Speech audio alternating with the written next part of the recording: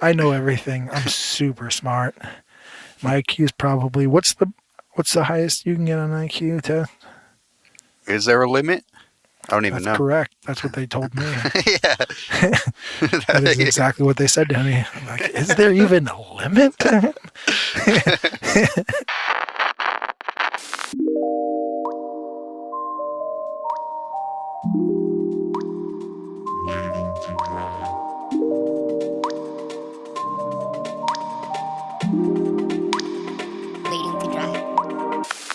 All right. Waiting to dry. Talking art. Talking shit. All day. Air day. Every day. I am your... Come see me, bro. Yeah. I am your 3-star awkward co-host, Sergio Lopez. And to get that, you have to go look at our iTunes reviews. And while you're there, why don't you leave yourself a review for us, too? Yeah. So we got that out of the way real quick. Hell yeah. What's up, Josh Lawyer? Nothing much. Just sweating like a fucking pig right now. Yeah. I don't know if pigs actually sweat, but... Yeah, I have no idea. But yeah. I'm good. Just working. Work. You got your studio move? Yeah. So right now, me and MJ, I'm helping my wife MJ move studio. So we're switching our bedroom for her studio. Mm-hmm. And she's painting the studio and all this fun stuff. So yeah, good times.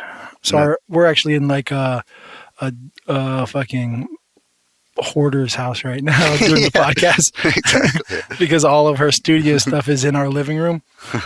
And it's pretty disgusting. So. You guys won't get a behind the scenes look at it this time, unfortunately. And if you haven't figured out yet, we don't have a guest today. Yeah, that's true. You're our guest. Yeah. Come sit with us. Yeah. Oh, didn't see you come in. Yeah. Drink wine with us. Eat. Be merry. Yeah. Also, you referenced the 3-star review. Oh, yeah. And I already told you this, but I figured I'd mention it again. In that review, they said that we are both equally as awkward. And I was like, how fucking dare you? First of all, that has never happened. No one's as equally awkward as Sergio is. He's got the crown. That's a point of pride for me. Yeah. So. But, hey, I'm working on it. We're all a work in progress. Yeah. Us as artists, we all know that. Yeah. We should just sit in like silence and almost hold hands so we can make it real awkward for the listeners. Yeah. Just be like, what was I going to say next? Yeah. They hate when I say too. I should not even fucking say that because other people are going to notice it.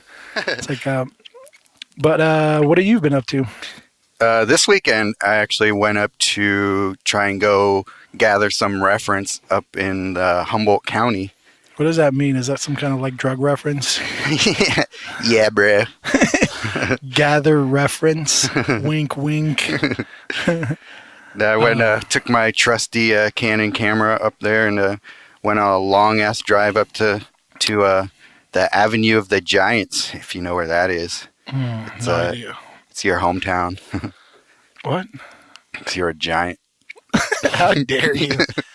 There was a giant statue of Nate Van Dyke there, but it was life size. Hail Nate. It's actually smaller than him. Yeah, exactly. But it's up in the middle of Humboldt County where the redwoods are. Mm-hmm. It's supposed to be the biggest trees, or biggest, according to the signs there, the biggest living organisms in the world. I've seen bigger. Are those trees, yeah. So. Wait, the biggest living organism I thought was like a fungus. Oh, yeah. The fungus that covers the entire like Pacific Northwest. Yeah, some shit like that. Oh, okay. Well, those signs were probably created before that discovery. Fake news, Sergio. Fake news. What the fuck? Our listeners just like lost all faith. And at least you. I keeps it real, so. I said supposedly, so that was my wiggle room out of that statement. I guess but that you and I, we both know the truth. Yeah. The biggest organism in the world. Which are supposedly the redwoods, but... the biggest organism in the world is the human skin. You're like, whatever. No, I get that. I get it from elementary school. Yeah. That's just me pretending to biology be dumb as fuck. teachers trying to pull a fast one on you. Like, what's the biggest organ on your body? Yeah. Everyone's like, intestines? Like, got you. It's your skin. Dumbass. Read a book, you dumb fuck. Exactly. Nice. So when you go up to Humboldt to take pictures for reference, do you also like take like little like color fucking swatches or something? Does that work for you, or do you do anything like that? In a way, that's what, like, if I do a quick little plein air painting up there, that's what that's meant to be. For sure.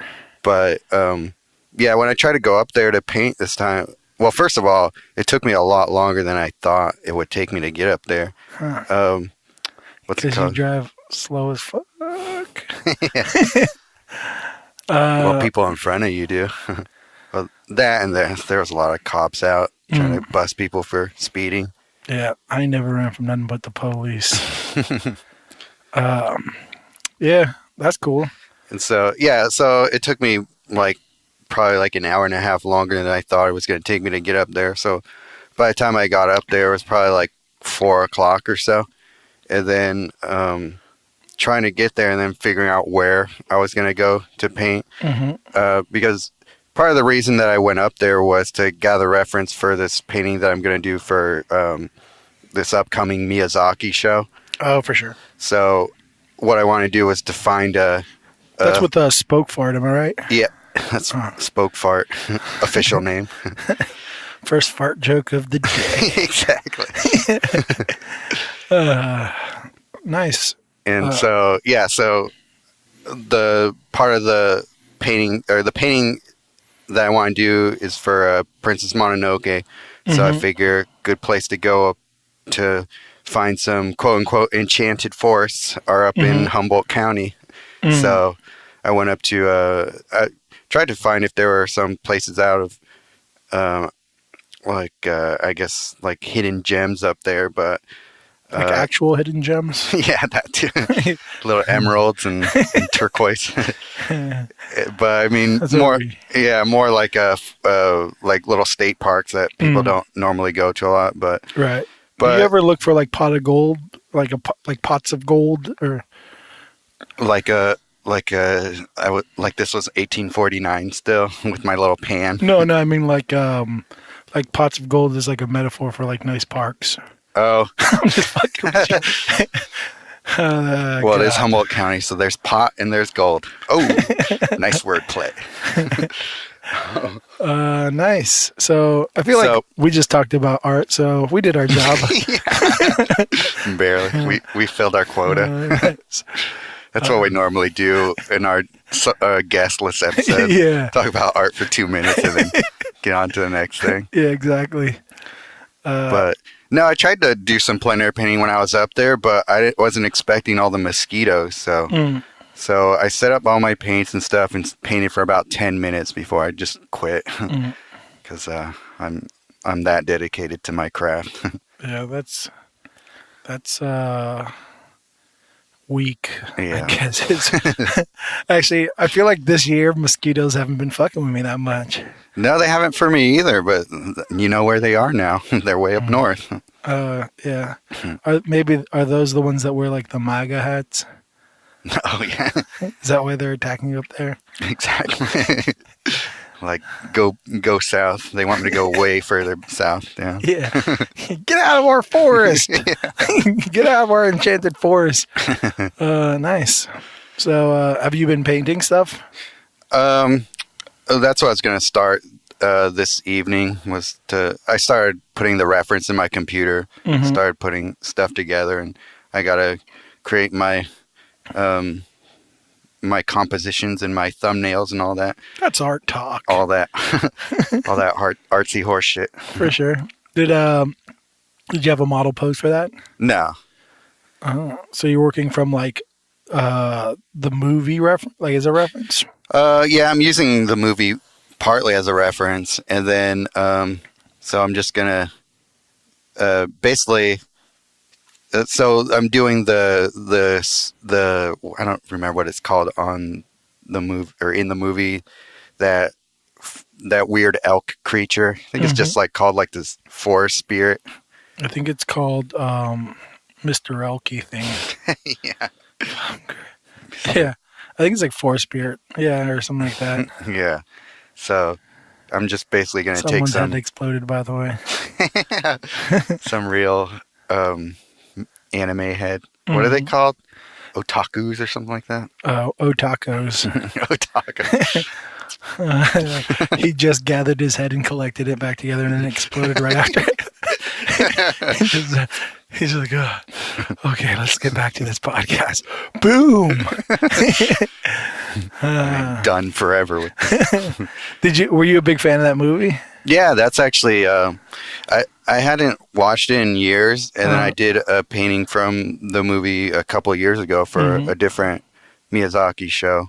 And I watched it again, and I was just like, oh, wow, this inspired me indirectly for a lot of things afterwards after watching it. So it was interesting to go back and see something that you didn't even realize inspired you. Yeah, it's a fucking really good movie. Mm-hmm. And I see it all the time. Like, I'll see artwork or things, and it like very much looks like the characters from that movie, and I never know if they're just inspired by it or if they just that like a lot of times it's like the elk thing too. Yeah. And I'm always like, I wonder if they were inspired by that or if they just randomly came up with something that looks very similar to that character. Yeah, I'm sure that's probably both. Like, I've definitely seen tons of Princess Mononoke fan art, and I've definitely seen things that look pretty indirectly inspired by it too. So, yeah, I think it's both. I mean, do you call them biters and posers? I call them my brothers and sisters in the art world. That's sweet. No hate. Wait, so every artist is your brother and sister? Aren't we all brothers and sisters, Josh? That's absolutely not true for me. Because I'm married to an artist. It would just be weird. Yeah. But for you, feel free to call your artist friends brothers and sisters. And if ever I see you starting to date an artist, there's going to be a lot of jokes flying your way like ninja stars. Yeah. Well, that's cool. The show should be awesome. I remember I actually didn't go to the last one, but did you see some of the art from it? It was amazing. Yeah, it was great. Yeah, Adam Caldwell did like a super dope piece. Mm-hmm. There was a lot of good shit in there, and then there was your piece. I'm just kidding. Mine was No, your piece was awesome. I actually like how that one came out. That was the one with like a shitload of wolves. Did it have a lot of wolves? Yeah, that one was good. I like that one. Very much not a Sergio piece. No, it was tapped more into my illustrative upbringing. Yeah, that's why I was wondering if you had anyone pose for this one, because I was like, it would be cool in a way to see you do you and it at the same time. Do you know what I mean? I don't know how you would pull it off, but it might be cool. Me and like fuse the two styles together, kind of. That's kind of what I was thinking. I was going to do a little bit more with this one because I really liked what other people did, where they did it more movie poster style. It was a lot more graphic and more like overtly design heavy. So, but that's spoke art in general. Yeah. Shark. Spoke shark. What is it? Shark? No, I don't know. I don't know what you're trying to do. Trying to make shart into spoke, but I don't know if there's a way to do it. No. I need your consultation on that. Yeah, I got nothing.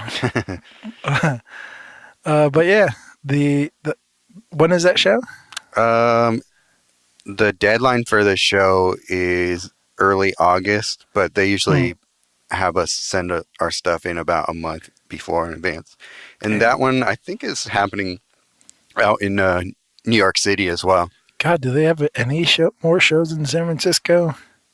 I know it feels that way, but Every time all I'm the like, good ooh, stuff. good show. Then it's Yeah. like, in New York, I'm like, what the fuck? Yeah. I'd like to go to one of those one day. I know. Speaking of which, their Moleskine show is opening next month, and that's in New York too. Yeah, how dare they? They're done with San Francisco, I guess. Yeah, that makes sense. I mean, I'm done with San Francisco. Just kidding, San Francisco. I love you, kind of. Yeah, that's kind of how we all feel about San Francisco. Really. I know. Does anyone truly love San Francisco anymore? I think there's probably a few out there, but it's like a friendship that's slowly drifting apart. Yeah, exactly. Yeah, well, that's cool. So, any other art shit going on? Not really.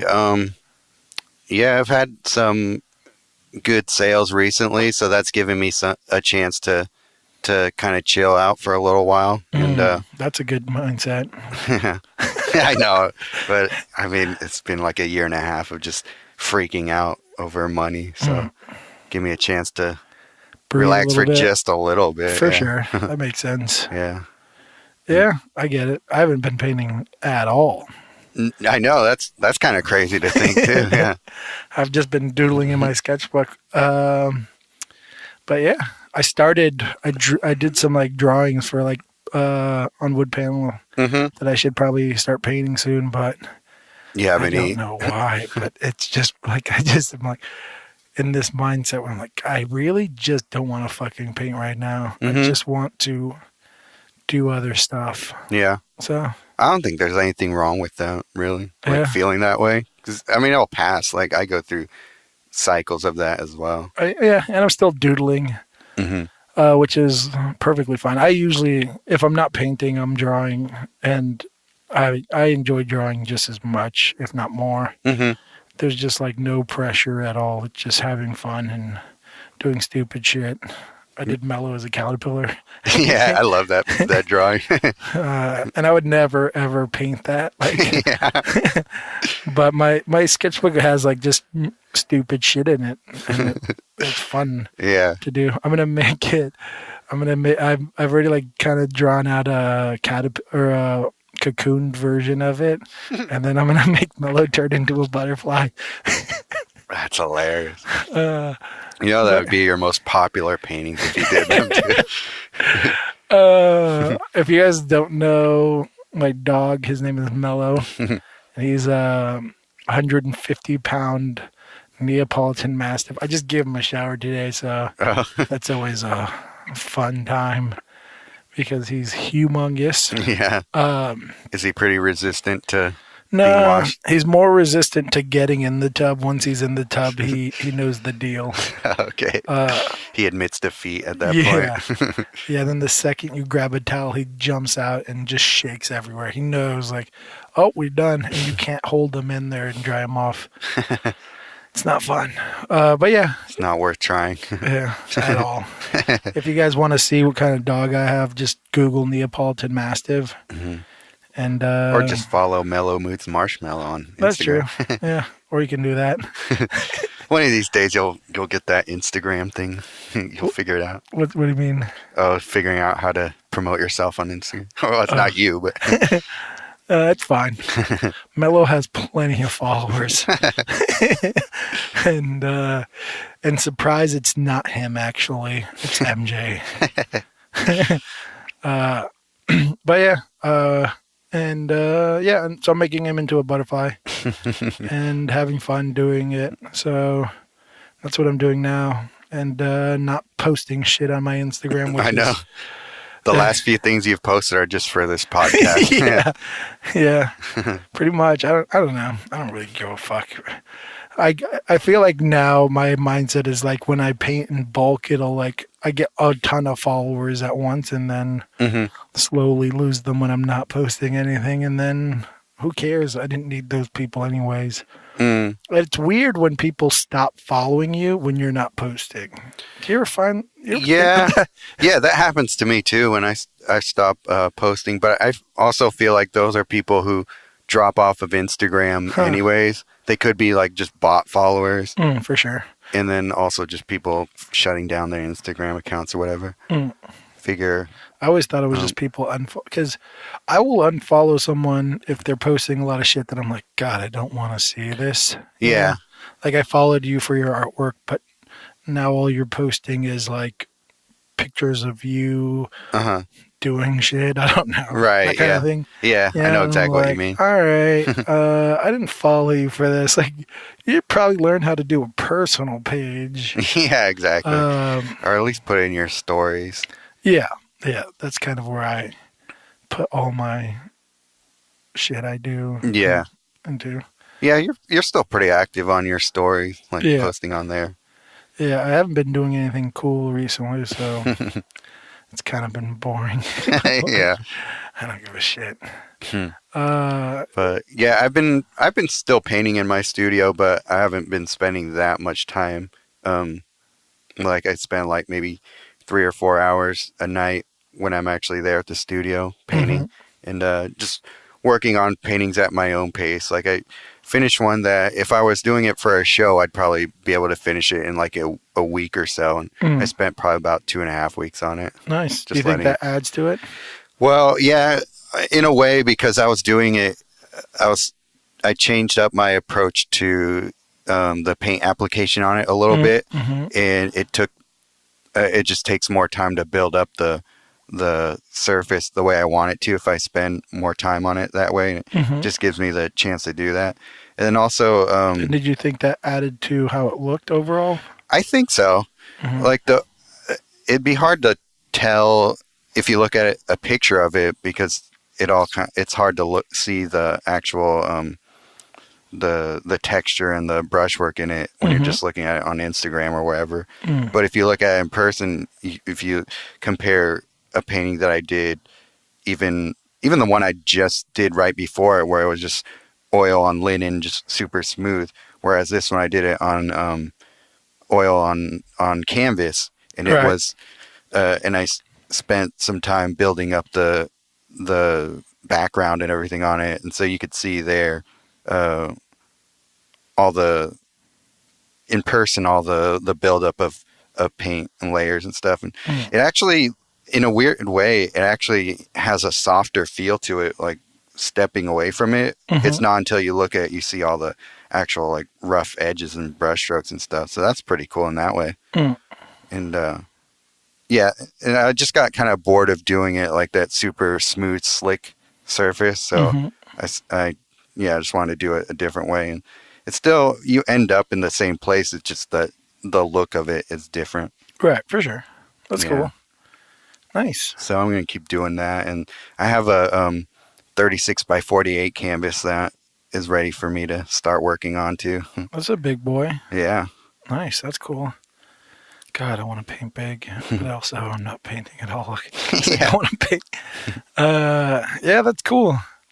Nice. So other than you and your art, have you been doing anything else? Other than that, I mean, other than art, I should say. Trying to think. You do anything cool for 4th of July? Yeah. Came over here. Drank a bunch of beer. Was that 4th of July? Well, it was the day before. Yeah, for sure. But no, besides, I mean, no, I just went to the studio actually, 4th of July. Yeah, no fireworks? No. I mean, I heard fireworks. I think, was it 4th of July? I think it was that I was on Instagram Live. It might have been 4th of July.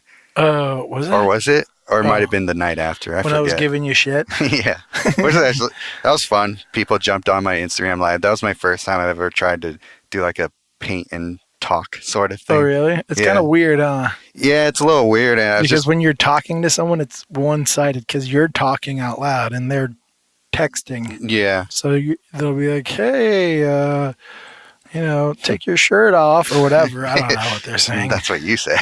I don't know what they're saying, Sergio. and then you have to be like, here I go, slipping one sleeve out, like how you were saying, I'm assuming. Yeah, exactly. I was giving teasers. But yeah, do you ever do that Instagram Live paint? I haven't done it in a while. I did it when it first came out to check it out, and it was fun. But it's weird. It's weird how you're conversating because it's just like you read a question or whatever, and you're like, "Hey, or, whatever. Yeah. Thank you. Right. Something like that. It just feels weird. I don't know. It's Uh-huh. weird for me. So I don't really do it that often. Do you just get like comments and praise, or do you get people actually trying to like ask you questions and stuff? Just usually a lot of praise, just nonstop praise. You know what I mean? Yeah. Just That's what I thought. yeah. But yeah. I'm not the biggest fan of doing that for me. Right.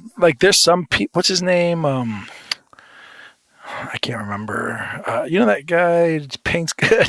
He's been doing it a lot. Lives. Well, I'm guessing you're thinking of Nicholas Uribe. Yeah, Nicholas he's Uribe. He's like the master of doing that. He'll just get a steady stream and he'll just like nonstop talk the whole time and still do a good job of painting. Yeah, and Bryce, he's been doing it. Oh, has he? Yeah, those are cool. I'll Nice. like tune in every once in a while for those. Mm-hmm. I don't know. They were kind of fun. The ones that I did, I only did a couple. It definitely seems you can, like, the people that do it regularly, I'll, like, check in on them, and then it seems like if you do them regularly, you get a good amount of people that kind of go and watch it. Mm-hmm. At least that's what I've noticed. Mm-hmm. There's, like, especially if you try to do it, like, the same time every day, and you kind of make it, like, the same thing, like, every whatever at 8 o'clock, I'm going to do a live. Mm-hmm. And then so people know kind of that and they go towards it, which is cool. Right, yeah. I enjoy That's a good idea. Tuning into them. Yeah, You can keep that, Sergio. Our tip for the day. But it's just, I just don't enjoy it as much. Yeah. It's not for me. Not for you to do it. Yeah. But other people do it and do it well. I'm like, cool. Mm-hmm. Do that shit. Yeah. Well, I've wanted to do more with my YouTube page as well. So just doing little things like that gives me, just trying to figure out what I want to do exactly with it. Right. And I figure it wouldn't hurt to do like some live stream stuff on there for practice of getting used to videoing myself doing stuff on YouTube. For sure. But for Instagram. Yeah. And Instagram's trying to gut YouTube anyway. So. Oh, with the new IGTV thing? Yeah. But it's weird, though, because you can only do vertical video on there. Yeah, it's weird. And it'll look shitty if you do that on Facebook. Or not Facebook, on YouTube. Yeah. But, I mean, I think the logic behind it is interesting, I think. Mm-hmm. Like, because most people hold their phone like this. Right. It's more awkward to hold your phone upright. Sorry, you guys can't see, but yeah. And holding your phone sideways isn't as comfortable. Mm-hmm. And not only that, they got those little like pop socket things. MJ just made a bunch. She's gonna start selling. Oh yeah. But and that's literally just to help people with tiny little hands hold their phone. Me with my giant paws, it's like I just hold the phone between my index and my thumb, like a Tic Tac. So I bought one of those once, and I very quickly was like, this thing sucks. Yeah, you used it for a little while. I remember you having it on your phone. And I didn't use it a lot. Mm. It would just almost, like every once in a while I would use it, but mostly it would just get in my way when I try to shove my phone in my pocket. Oh, okay. That makes sense. So I was like, all right, I hate this thing. Yeah. But yeah, other people seem to like those things. Yeah, I've never used one. I'm interested in seeing what happens with Instagram's video thing, that being upright. Because I don't know, I also enjoy widescreen things. Yeah, I know. So, I don't know, whatever. Have you ever done one of those yet on IGTV? No. Yeah. No, I'm too fucking busy to like do, like even now that I'm taking like the summer off, I realized I'm very bad at being lazy. It's like every weekend, like I had 5 days off for 4th of July. Oh, you had all the week off? Yeah, from Saturday to the Wednesday. Oh, okay. Yeah, and I just worked those 5 days pretty much. Even like the 3rd of July when we threw that like little hangout party thing, it was very much work for me. Like I cooked food and cleaned my house and chopped or broke a bunch of wood up for the fire, and so I was just like working like steadily throughout the night. You know?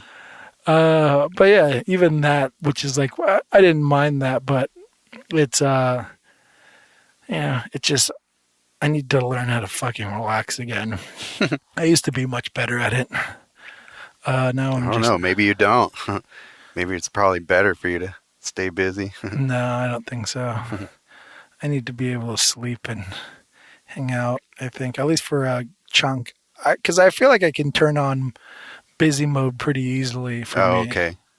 The relax mode now is button has been broken or something. And I'm like, what happened? How come I just can't do nothing? And I really enjoyed doing that. So I got to figure that shit out. But yeah, I don't know what the fuck we're talking about. Pretty much nothing. I don't even know how we got here.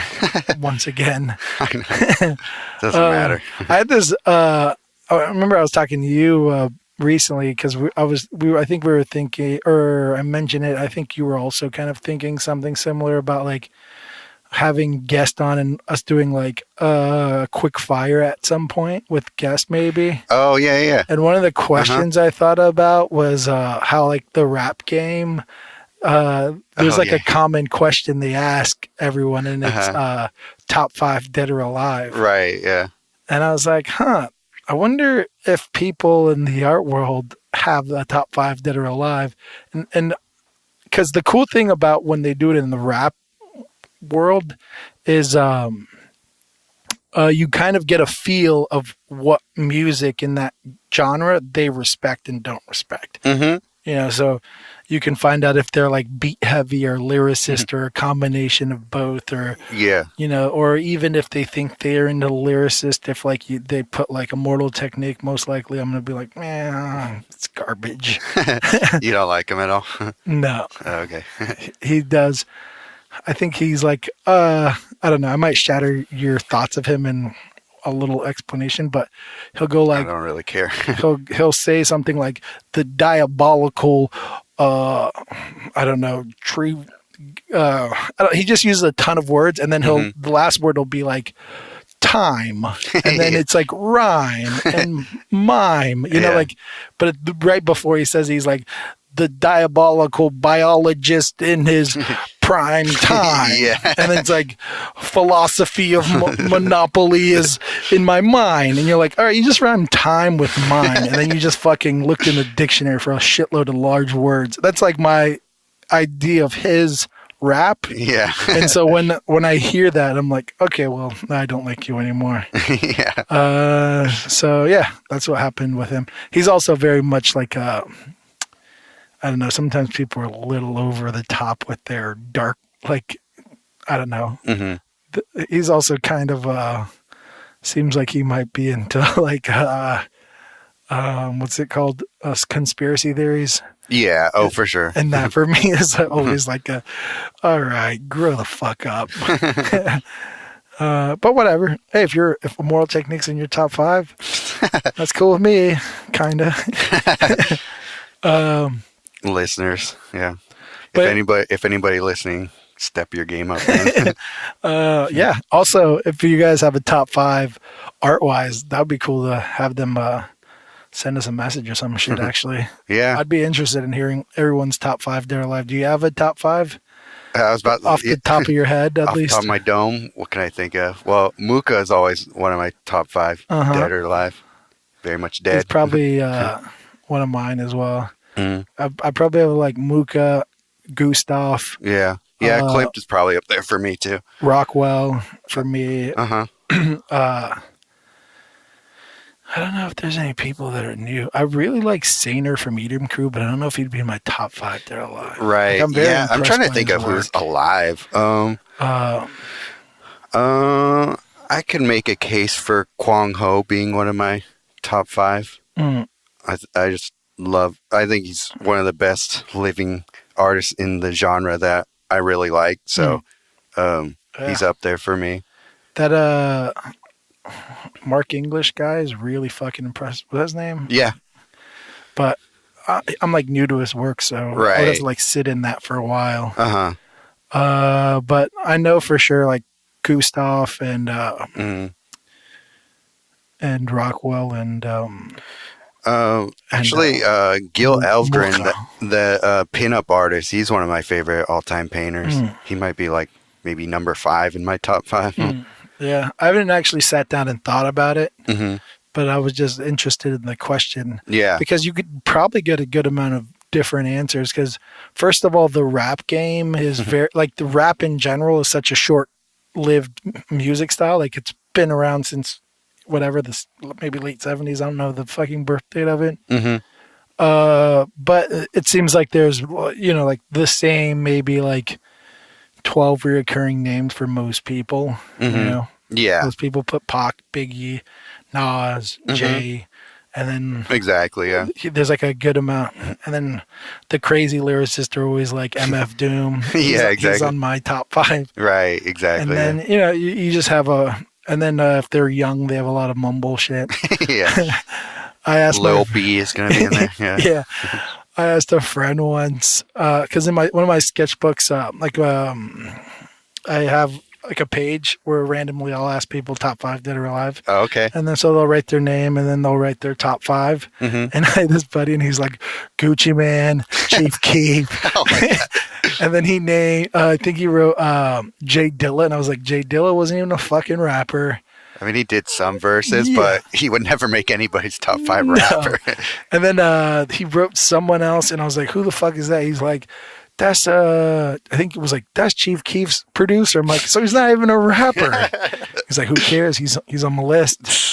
But it was hilarious. I couldn't stop laughing because it was the weirdest top 5 I've ever seen. But it totally matches him as a person. Yeah. But I'm interested in who people would write as far as like art wise, because there's also like people that I really respect who they'll say like Pollock or some shit like that. Right. I'm Yeah. like, what the fuck, man? Yeah. Yeah. Well, I could probably predict that a lot of people are going to have like Sargent and Zorn and those kinds of guys on For there. sure, yeah. But yeah, I'd love to see who their wild card in the.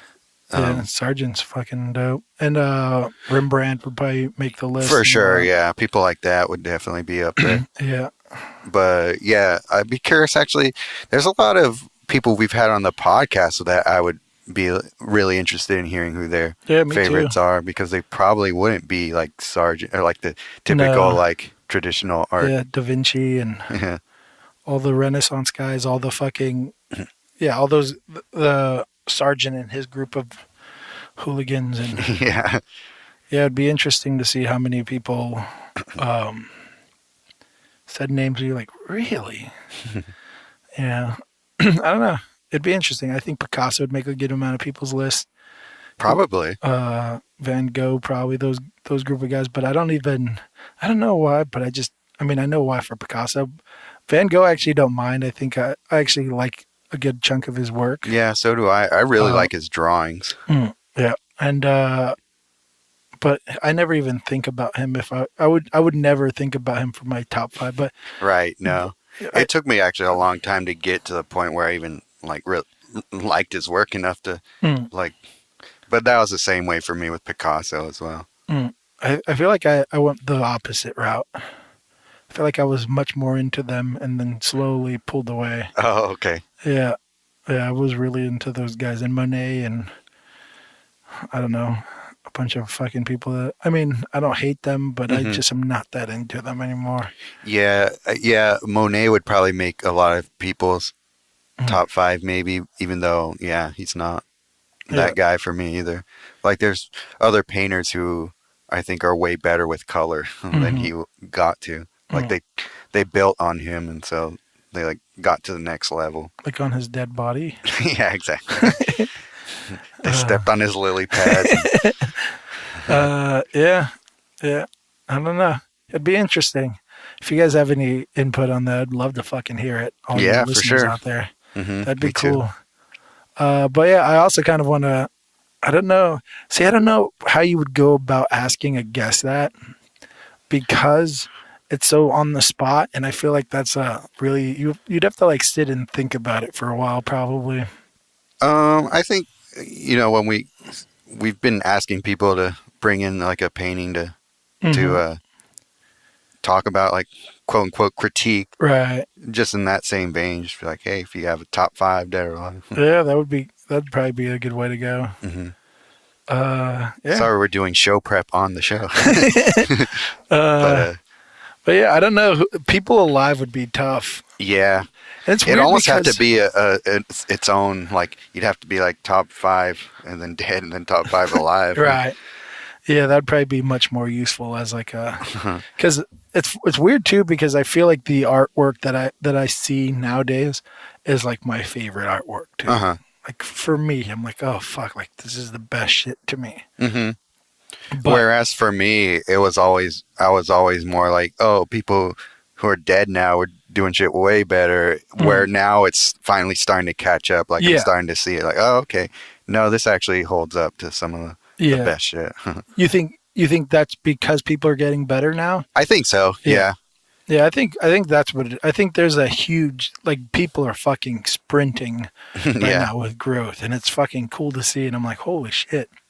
Yeah, it's like back in the day where everybody was trying to one up each other in terms of skill and just trying to make the best painting possible. Yeah. And now with the internet, it's easy to see who's making the best paintings out there right now. Yeah. You don't want to be left behind. No. And I think it's cool because there very much is a feeling to this time's artwork. Mm-hmm. You know, like you can see paintings created right now and you're like, fuck, that's awesome. And I can tell it was, you know, like it's new. Like, I don't know how to explain it, but.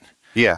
But yeah, it's, I mean, there is a good chunk of amazing artists who are still painting like the older like trying to paint like Sargent and stuff like that, and very much with like the people in like the same garb as Sargent, which is you know, whatever you want to do, fuck it, do it. Yeah. But there's also like a good amount of amazing artists who are like, I don't even think it's like a choice. It's not really a decision as much as it's just like them just pushing their style or whatever they've been developing farther and faster in a crazy speed where I'm like, what the fuck? Sometimes I'll see people and they're like, it's like an artist where I'm like, wow, you're fucking amazing. And then they'll post like a 5-year difference. And I'm like, well, no wonder I've never fucking heard of you. You sucked 5 years ago. Yeah, exactly. It's like, what the fuck? No, I'm seeing that also in the plein air world where I started doing that about 8 years or so ago, and we've all improved in like 8 years, and it's not until now where I'm just like, oh yeah, I never would have thought that you would have gone to a level, but now you're winning awards and shit. Like, okay, I get why Is this about yourself? Is this like a self-fucking conversation? Just you in your head? Oh, now you're winning awards. You're pretty good now. I'm like Matthew McConaughey. My hero is myself 5 years in the future. That's a good movie. By the way, no, that was a speech, right? Yeah. Yeah. That was his Oscar speech for, what do you call it? Inception? No, not Inception. What's it called? Interstellar? Interstellar? Yeah, I think it was, yeah. That was a good fucking movie. You like that movie? It was a good movie, yeah. I saw it in the theater a couple times, actually. Oh, really? Yeah.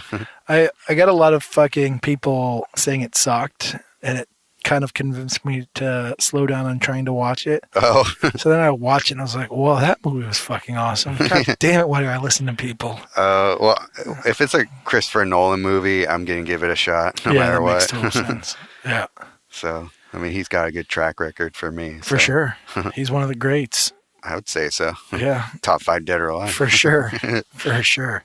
What was funny the 3rd of July when we were getting drunk. Yeah. And I was like, Brad Pitt, he's never done a fucking bad movie in my memory.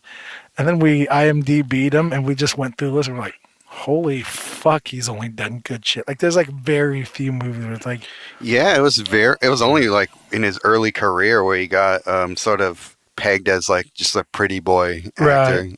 Yeah, but even then, his first movies were fucking amazing. They were still good, yeah. It was like 7 and like 12 Monkeys, right? Weren't those like his first few movies? 12 Monkeys, Interview with the Vampire. Yeah, Interview with the Vampire. Just like all really good movies. You're like, whoa, what the fuck? Yeah, it's weird. It's weird because he's done so much good shit. And then someone mentioned that he didn't win an Oscar.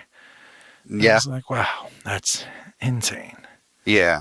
And then we did the same thing for Leonardo DiCaprio too. Yeah, he had a couple flops, and he had more than Brad Pitt. I feel like had a more solid resume. Right. Yeah. But Brad Pitt's an amazing actor, or Leonardo DiCaprio's an amazing actor. Right. So I don't know. We back to talking movies. Fuck. I guess that's what happens when it's just us two. I know. Yeah, when we're not like doing art, I guess we just talk movies. Yeah, it's whatever. I fucking love movies and like just that form of entertainment. Yeah. I don't know. It's you know what I realized is like there are everything that people are willing to pay for the most part is an addiction. Like those are the things that like really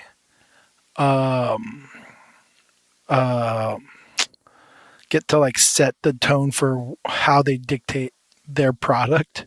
Is like something that's very addictive. Yeah. You know, and I feel like entertainment and like movies and TV are super addictive, and in that way, I don't remember what the fuck I was saying. Yeah, I don't know. It's just it's an addictive thing, so it's consumed in like huge amounts. You know, it's like I don't know why I'm bringing this up. It was just something I've been recently noticing like a ton. Like I'm like, oh yeah, that's why. Because I think it goes back to trying to figure out how to add value to art. Is kind of how this idea started, and then you start seeing what is valued in our culture, and a lot of time it's something either like, you know, that is very addictive or not even very addictive. It can be like subtly addictive. And podcasts, for example. Yeah, and then I don't know. It's just I'm always in that.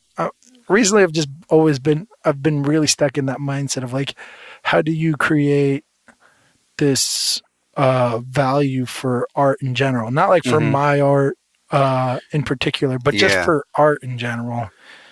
And I think I'm like looking at around the world, like around me and seeing why people consume things. And an addiction seems to be like a huge reason for why people buy shit. Yeah, there's definitely that. And I was sort of thinking of that.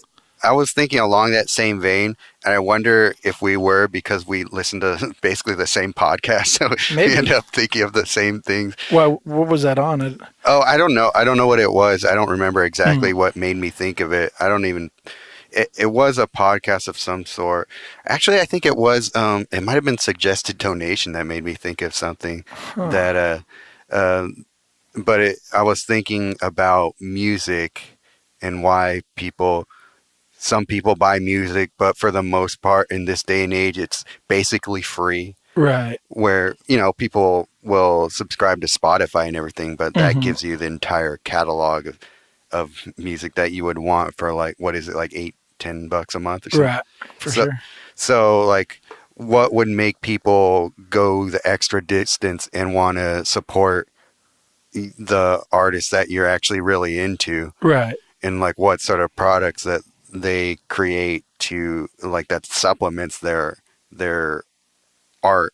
Right. And so what we're doing here with painting, we're creating these things that are supposed to be sold, but for the most part people are consuming it on a free thing that scrolling through their Instagram feed. Yeah. So like what would make somebody who's only looking at your work through Instagram make the extra step and maybe buy a print or something like that? Or, well, that's partly one way to make it more value is to be like, hey, you can actually own a piece of it.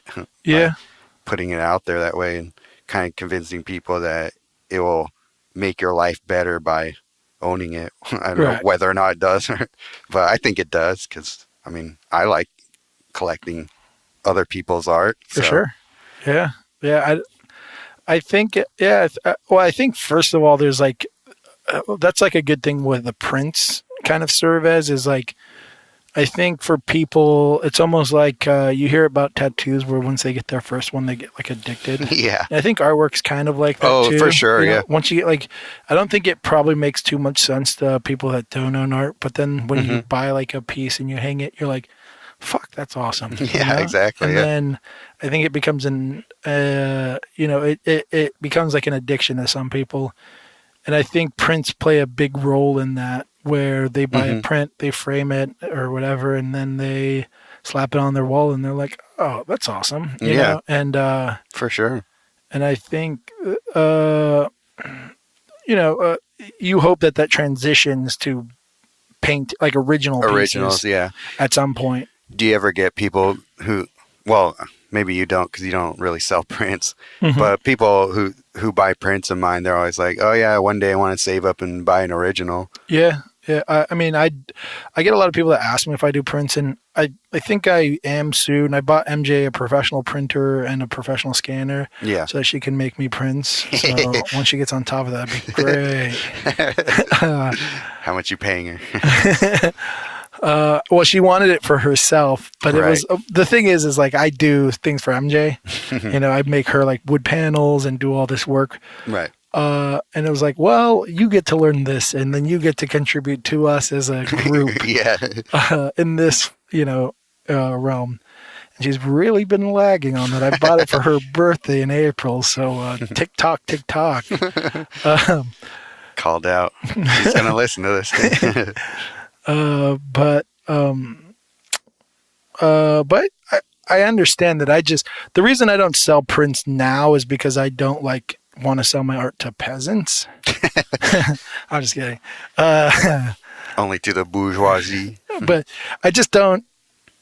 I think the long term, like that using print as like a way to kind of get your foot into the door of hopefully selling original work is a good setup. I just think, at least the printer the guy that does our prints now, it just isn't that big of it isn't that much money you're making off of it. It really is like slow grind, and it's not a grind. Like if I could sell 100 prints really quickly, then the juice would be worth it squeeze. But as of now, it just seems like it's a very slow grind, which to me, it is for sure. It doesn't seem worth it at all. Just because, I mean, I work, so like making $20 every once in a while is like, okay, I don't give a shit about that.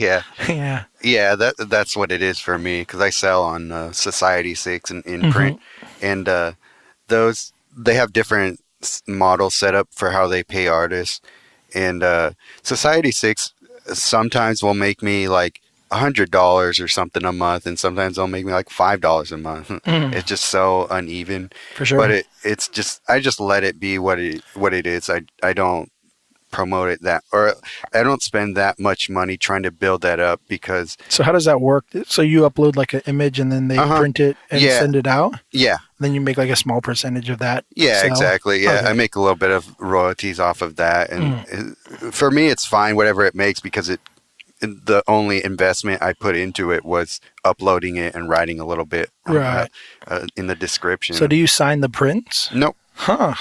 Why the fuck would anyone buy? I don't know why, but when you sign the bottom of the print, it's like, okay. Like, I don't know, that like little hand touch means so much more to me than if it didn't have it. Oh, really? Yeah. Wait, did I sign yours? I forget. You better have. But no, when I do the limited edition prints, it's going in the next barbecue. Yeah. What I do with spoke art, when I do the limited editions, those are all hand signed, and the images are exclusive to that. Right. So I only put those up.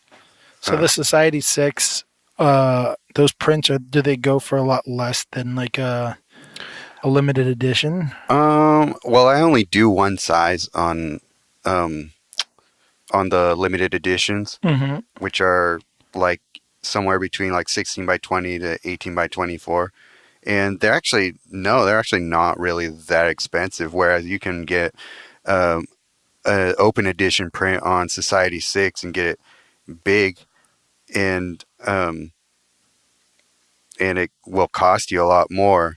And I bet the print quality isn't even the best, because you're blowing up a piece that was photographed at a size that was supposed to print way smaller. So if you're doing that, thanks for buying it, but you could get a better product if you buy a smaller version of it. Way to sell Society 6 I know. products. I've never even looked into that. See, I don't know. I just am so fucking bad at that part of like. Well, it's what you're saying. It's not going to make you a lot of money, right. Even if you put a lot of time into promoting it. Yeah. And I think the people who do the best on Society 6 are doing artwork that's very much meant to be printed onto products and apparel rather than being art print stuff. So like if you have a good mug design or a tapestry of some sort, then put it on there. That's artwork we're talking about, Sergio.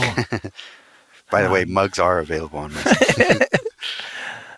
Do you have a mug on there for reals? Yeah. I've printed stuff, but I mostly print them for other people to give them as gifts. So it's like someone out there has like a mug of like a naked lady and flowers. Mm-hmm. That's a weird mug, though. Is it? I guess. I don't know. If they have it at home, it's fine. They probably don't want to bring it to the office. Right. I mean, it's just weird. I just think of mugs in a certain...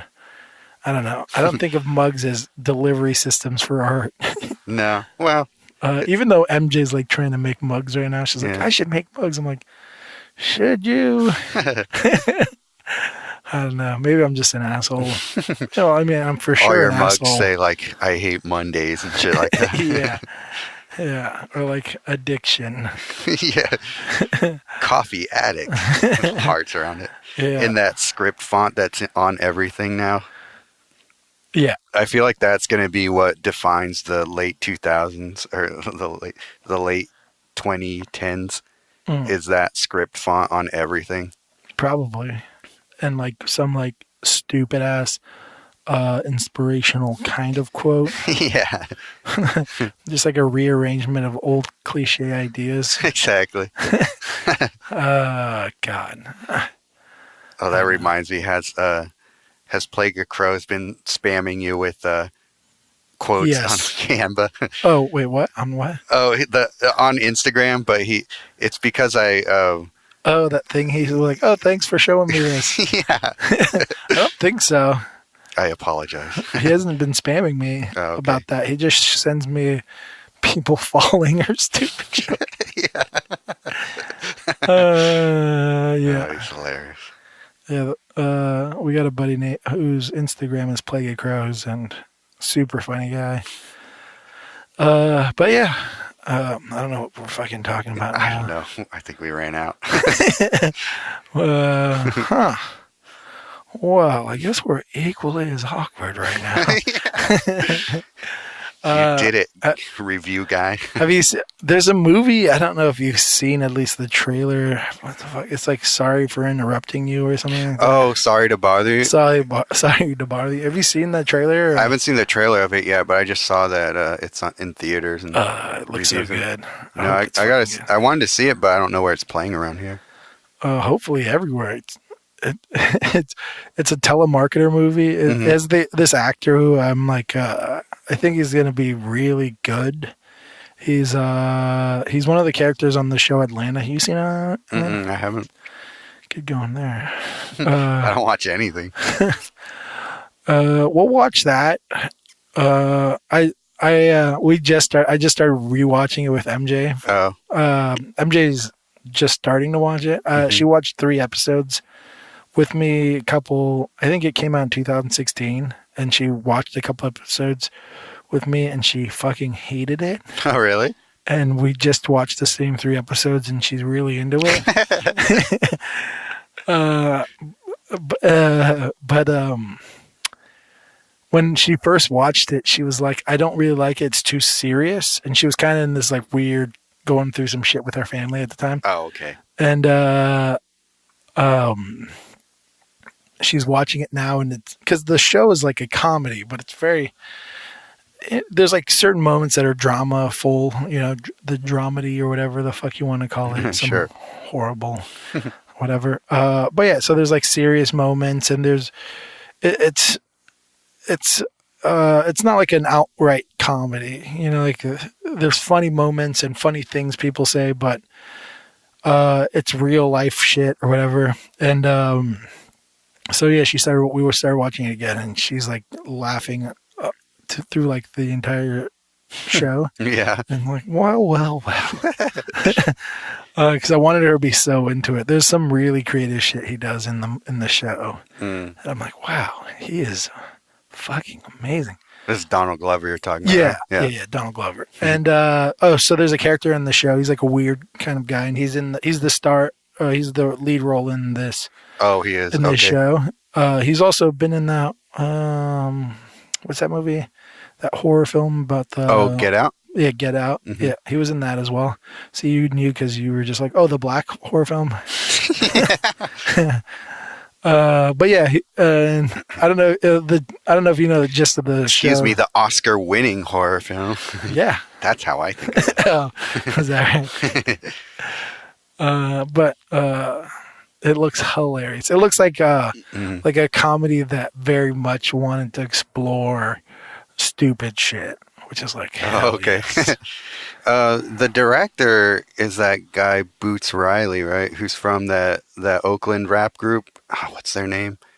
The Coup. Yeah, that's the group name. Huh, I don't know. Did you ever listen to them? No. Oh, okay. How old are they?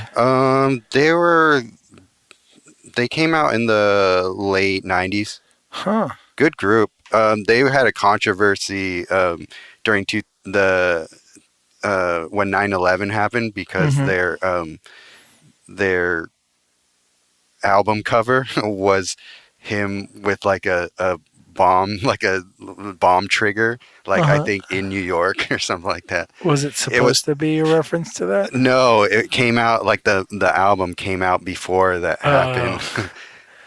Why would you be offended by that? It was just bad timing. Like I guess. it just worked out that way that it was bad timing. I don't know. God. But yeah, it's crazy that now he's a director. Like with a that's cool. Pretty cool. Hopefully, it's a good movie. Yeah.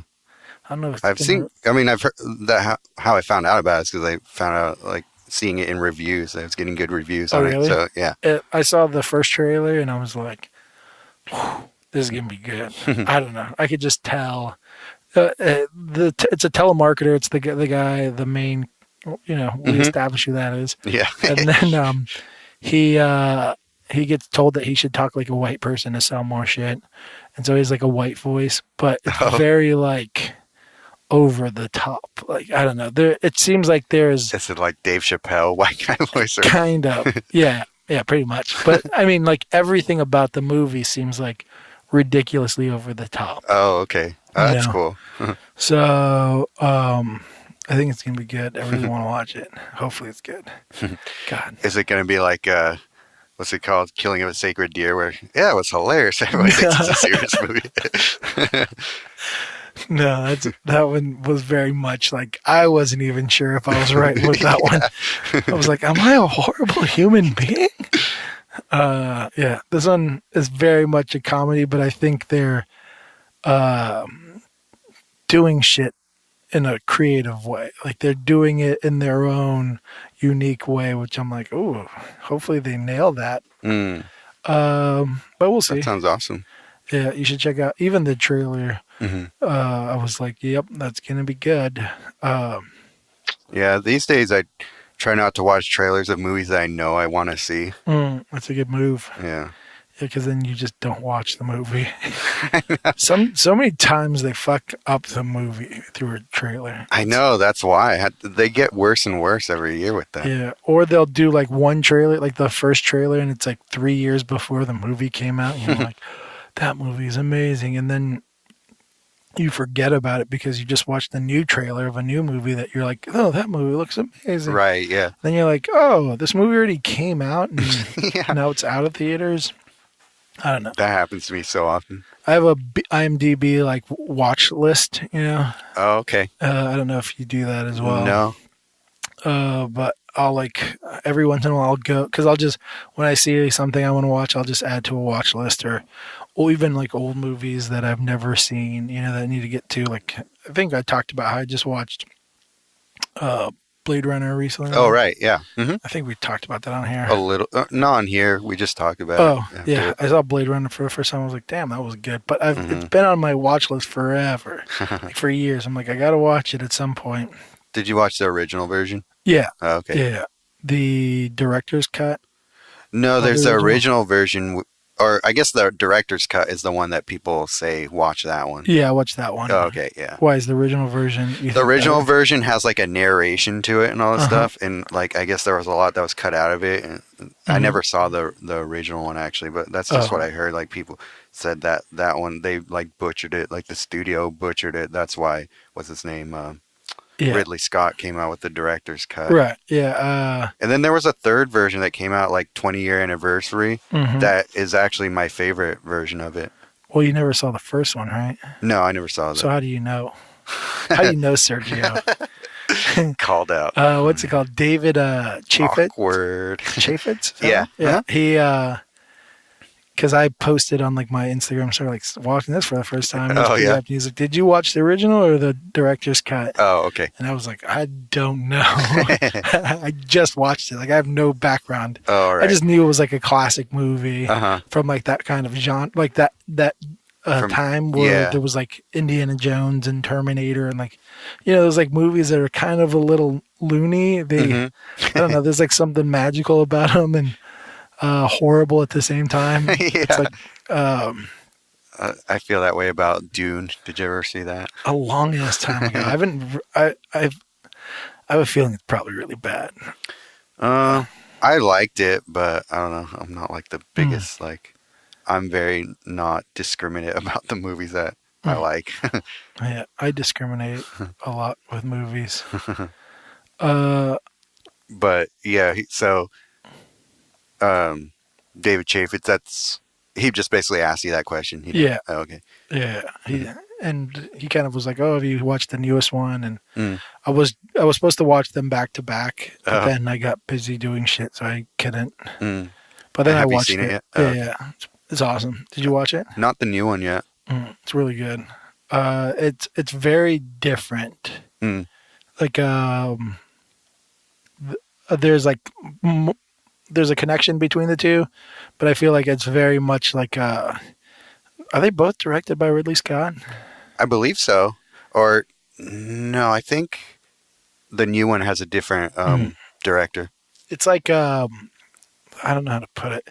It's almost like, you know how the old Star Wars and the one J.J. Abrams did, they're very similar. Like he very purposefully made it feel like the old Star Wars, like there was like a clunkiness to it and like puppetry and all that stuff. I feel like the new one didn't do that.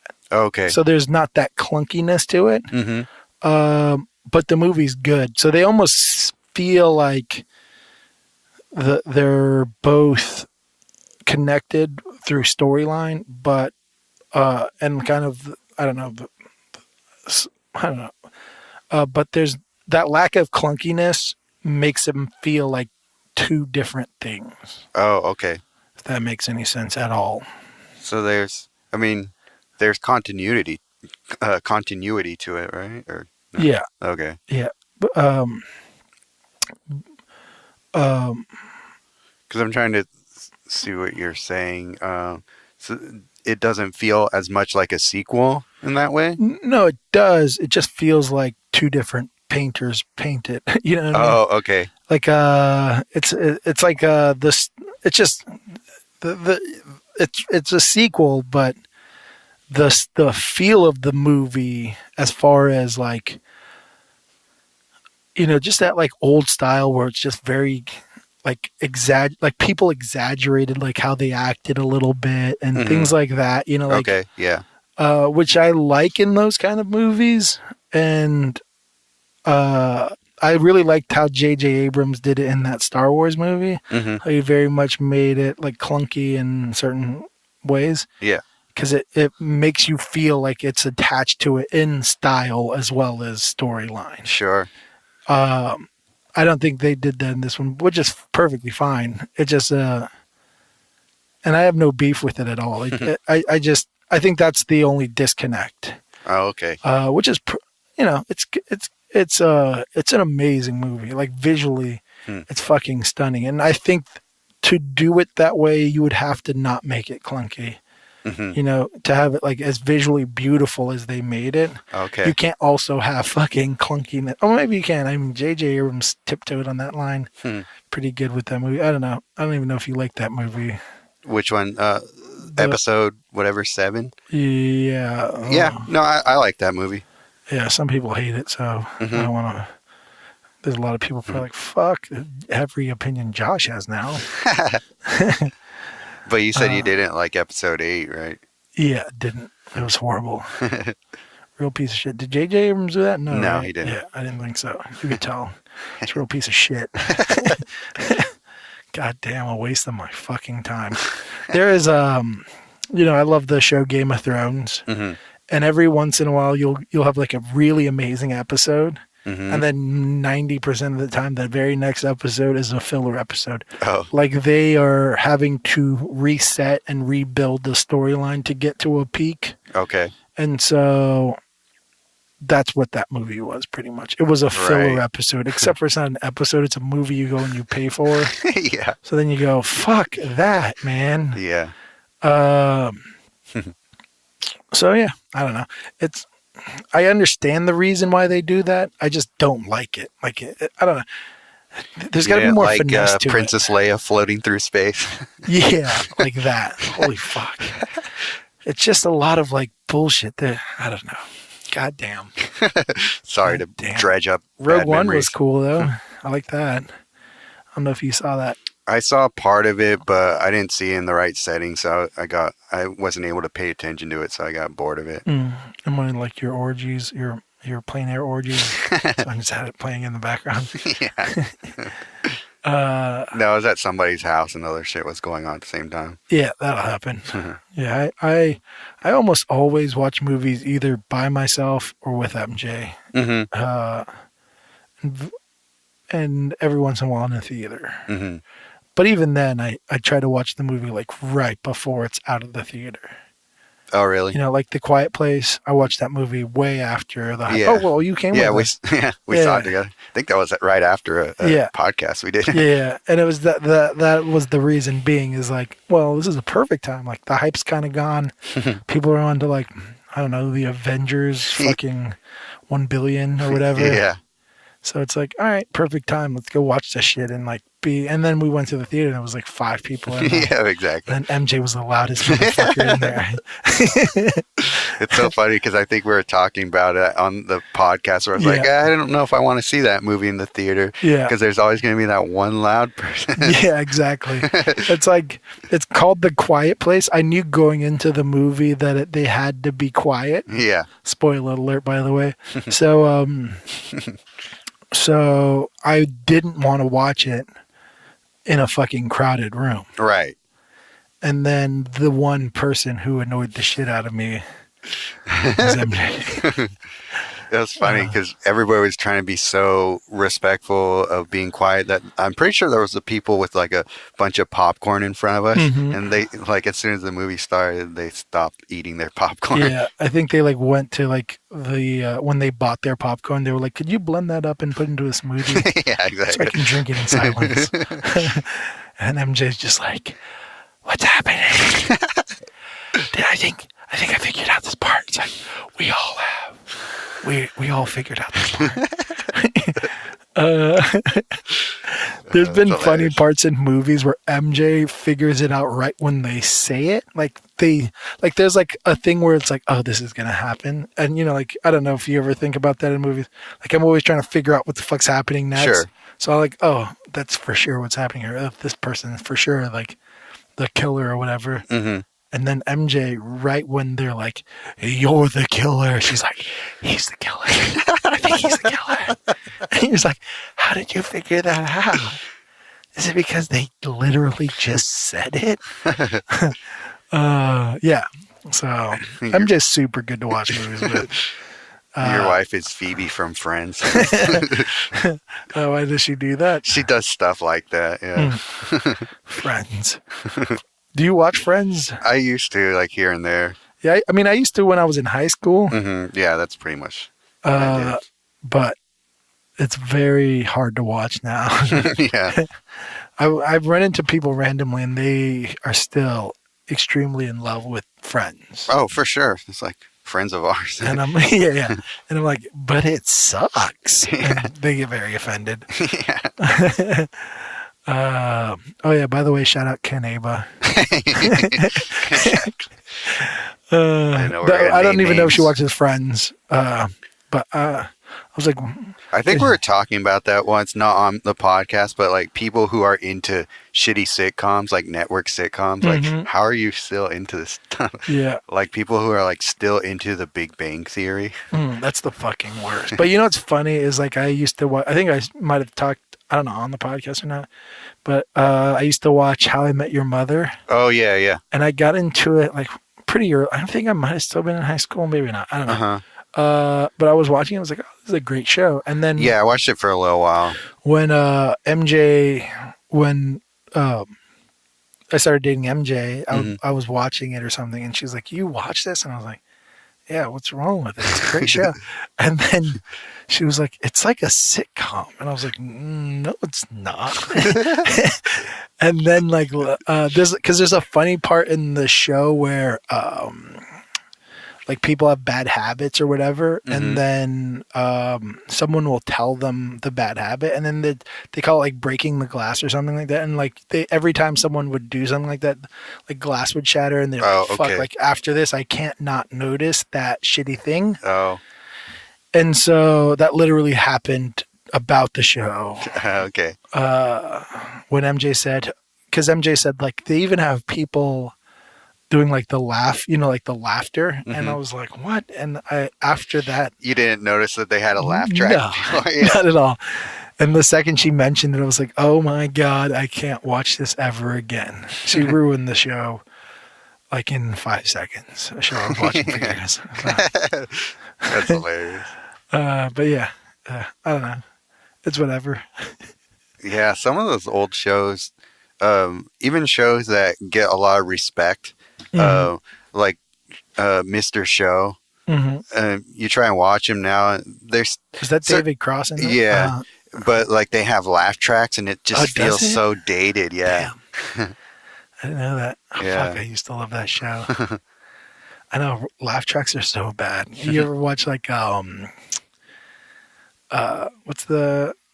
were we just talking about, the nerdy one? Big Bang Theory. Big Bang Theory. Without the laugh track, The laugh track, it's just creepy. It's like, oh, that's such a bad joke. I actually always think they're really bad jokes. Usually when I don't even watch the show, but I'd like stop.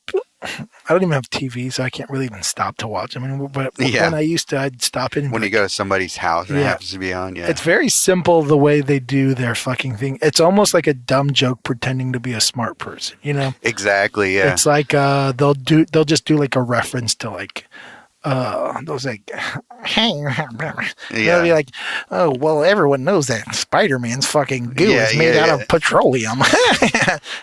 Some shit like that or whatever. Exactly. And it's just like they just get like a nerd reference and then they put it into a shitty joke. Right, yeah. It's the same sitcom formula, just with different references plugged into it. And it's weird too, because I've met people that are very not nerdy who are like, I love Big Bang Theory. And like, really?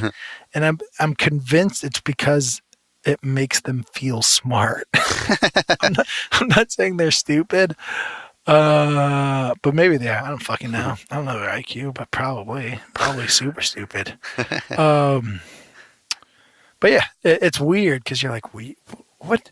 You don't even like nerd shit. Like, right, exactly, yeah. Yeah, I'm thinking of somebody I know who like was like excited about like the season finale of the episode or of that show because like Sheldon is marrying his sweetheart or whatever, something like that. So they were like actually invested in the story of it. I was like, okay. God, is that person you're talking about? Are they all stupid? No. Oof. Wink, wink. You guys couldn't see, but Sergio gave me the biggest wink right now. And he was crossing his fingers and That shit was the funniest when you were kids and you'd shake hands on things. Did you ever do that? Oh yeah. That you would like cross a finger. Yeah, cross your... Yeah, like, and then whenever you just like, I crossed my fingers. We used to lie about that shit. Oh yeah. Shake hands and then be like, dude, I was crossing my toes. Yeah, exactly. Couldn't see. I remember that. God, I don't even know if kids do that shit anymore. Yeah, I'd be curious to know what all that like memes before memes sort of things still carry through. Yeah, that'd be interesting. What the fuck? Except I don't talk to kids, so I'll never know. I have a neighbor. It's this little girl, and she reminds me of me when I was a kid. She's like fucking a little badass. I'm like, hell yeah, just do that. She'll like throw rocks with like her friend. Like there's like this boy, and I'll see them, and they're just throwing rocks at each other. I'm like, fuck. Oh, yeah. the kids who hang out here in the. Yeah, and she'll like ride her bike and fall and just get up and dust her hands off, and she's like, I don't give a fuck.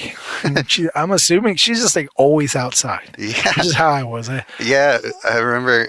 Yeah, it was when I came here for the party.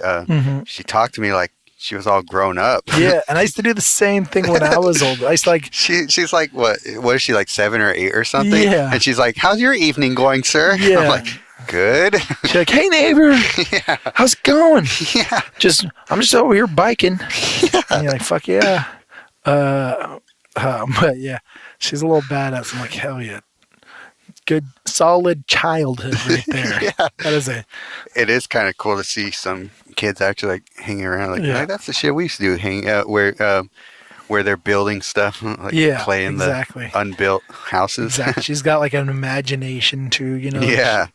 And I'm like, hell yeah, that is the right way to raise your kid. But I don't know. You ever hear that statistic about how like crime is going down? Oh, sure, yeah. Crime is going down, but people freaking out about things is going up. Right. But I always wonder, like, how much of it can be like, because they're not allowed to go out and do crimes anymore, or what? No, I wonder how much of that can be of that credit can be given to just video games in general. Oh. Just like there's less people on the streets. Right. You know, like people are just in their house playing video games. Right, yeah, totally. And it's like, they can be credited for like probably saving a good chunk of lives in a weird roundabout way. Yeah, I never thought of it that way. But yeah, I don't know if I'm sure there's someone who's done like some weird statistic on that. Maybe. I don't know. Maybe I'm just the only fucking one. Most people are probably trying to prove that video games are why people kill people. I'm like, I feel like it's probably saving lives. You should get in the lab and figure that out and get yourself your Nobel Peace Prize or something. My Nobel? Nobel or Is that Nobel? Like off-brand? Exactly. They won't give you a Nobel, but they'll give you a Nobel. I'll just say it weird so people are like, holy shit, you're a Nobel winner. I'm like, something like that. Nobel Peace Prize, sponsored by Treckle. Yeah. Who is it? I think, was it Suggested Donation that's now recently sponsored by Treckle? Maybe. But they said Treckle, and I was like, that's right, motherfuckers. That is correct. Sergio. Maybe it was a different podcast. It might have been, yeah. But I'm just like, well, they're sponsored, so they definitely know how to say it right. Wait, how do you say again? Treckle. I God don't damn. understand what's so funny. How is it? I think it was on How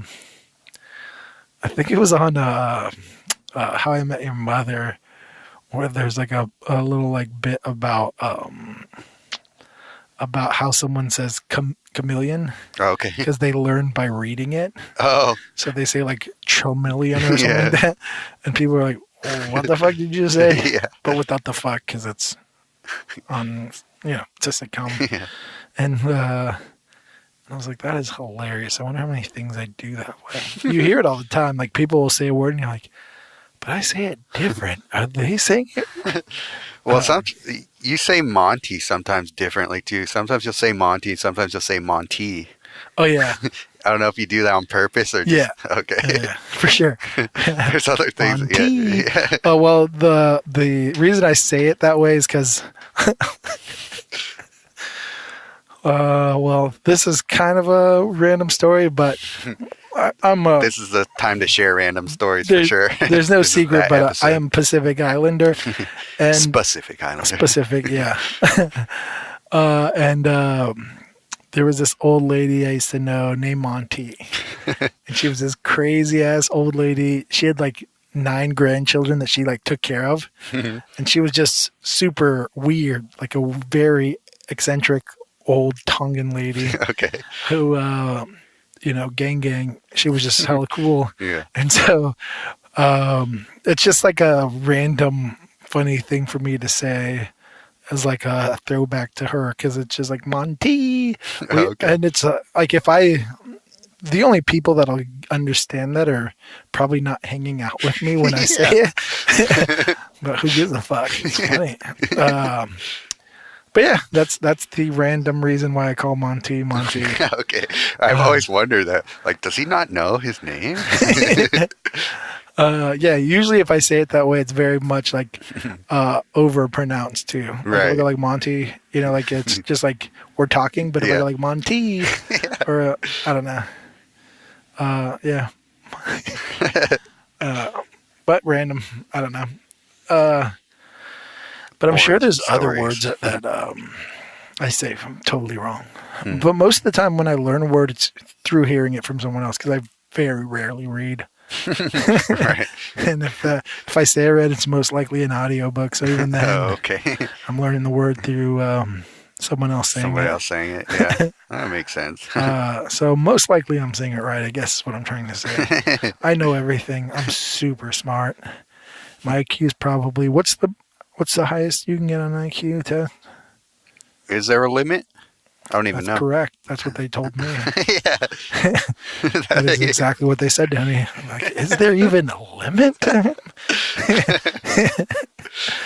don't know. That's a good fucking question. I wish right now we don't have any internet, so we can't Google shit. Google God. He's not answering our prayers right now. Fucking Google God. In my deepest, darkest needs, when I needed you the most, Yeah. there was only 2 footsteps. And then that's when Google God says, that is because I was carrying you. God. Are people going to be listening to this? I don't know. I figure if they say it's guest free, then they know what the deal is at this point. Yeah, for sure. Yeah, we're going to ramble on for a good 2 hours about who knows what the fuck, with no structure at all. And then right when we get close to the end, we're going to start saying, who the fuck is listening to this? That's kind of our norm now. We just wander around. It reminds me, I'm assuming you've watched The Big Lebowski. Mm-hmm. I always, the part where he's like, oh, Donnie, you're out of your element. And there's like a point where he says, like, you're like a child walking into a movie theater. And, you know what part I'm talking about? Yeah. And I always, I feel like that's kind of, well, I use that reference, but I always like change it. I just say like, oh, you're like a child wandering around blindfolded. I don't know. It's usually towards MJ when she's never even watched the movie. Oh, I think she's watched parts of the movie. It was on my list of movies to watch for her. Oh, yeah. Which, as everyone knows, she didn't watch. At least I would say like 80% of them she didn't watch, which is funny because were you hanging out when her sister was like, can you write a list of movies for me to watch? I don't think I was here, no. Did you leave early on the 4th of July thing? No. Was it then? Yeah. Oh, okay. There's a lot I don't remember about that. You brown out? A little bit. But yeah, her sister Probably was, some shit you crashed in our house. Huh? Yeah, that's right. But yeah, Karen, she was like, can you write a list of movies? And I was like, God damn it. I wrote one for your sister and she never watched any of them. But yeah, I don't know where I'm going with this. I think we talked about that on it. I think it was on MJ's episode. We talked about that on this, that you made a list of her and she only watched like one movie or something. Well, and then I think you watched some movies that you didn't like either. I watched all of her list, her Yeah. entire list, and it was all like, I mean, she made me watch The King and I, which is like a 3-hour fucking movie, or maybe even long, maybe 8 hours. I don't know. That movie lasts forever. I don't think it ends. Yeah. And I watched the entire thing. That's right. And and it took me, I think, like 2 weeks or something like that to watch the entire movie because it was so exhaustingly boring that, first of all, I hate fucking musicals. Oh, It's not, yeah. they're not Same for here. me. If you like musicals, whatever. Like whatever you want. I just don't like it because it is not anything real. I mean, I don't know. It's there's no such thing as musical. Like, I don't Right. know. Like, Yeah, I really can't stand when people are like singing through what they're doing. yeah, it's so annoying. It's like, what the fuck is going on? I don't, they just don't make sense to me. But MJ loves musicals, and I don't understand it at all because for the most part, other than that, she's a normal human being. Despite everything we said about her on this podcast. Despite everything I always mention. But It's kind of funny. I wonder if people get the impression because they don't see you they don't see you two interact in normal circumstances. The only thing they hear is you complaining or like little quirks about her. It's like, God, who is this person? MJ understands. I'm like a slight bit OCD about some things, and she does things very much the opposite. Yeah. It's like, you ever seen those things where it's like, does this annoy the fuck out of you? And it's like, I don't know, someone taking a bite out of like a whole bar of Kit Kat, you know? And you're like, fuck yeah, that does. Yeah. I want to punch that guy in the face. Well, MJ is just that guy everywhere. And so everything, almost everything she does is just like, we're painting her studio right now, and I was just like, she was taping paper down to the floor, so we didn't, just kind of like to protect the floor, obviously. Right. Mm-hmm. And she did it absolutely wrong. So I was like, we have to redo all of this, and I had to rip it up and redo it. And then there was like other parts where she was doing something. And she's like, "How does your OCD not bother you with this?" And I'm like, because I don't know.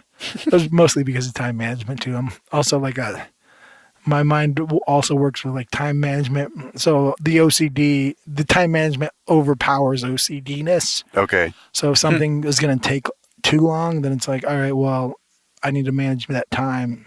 So my OCD gets trumped by that. I don't know why we're talking about this, but yeah, that's why I'm always bagging on MJ pretty much just because like everything she does just makes my head explode. But whatever. I mean, I love her, so yeah. Just make sure you say that on the podcast every so often. She's my favorite person. Yeah.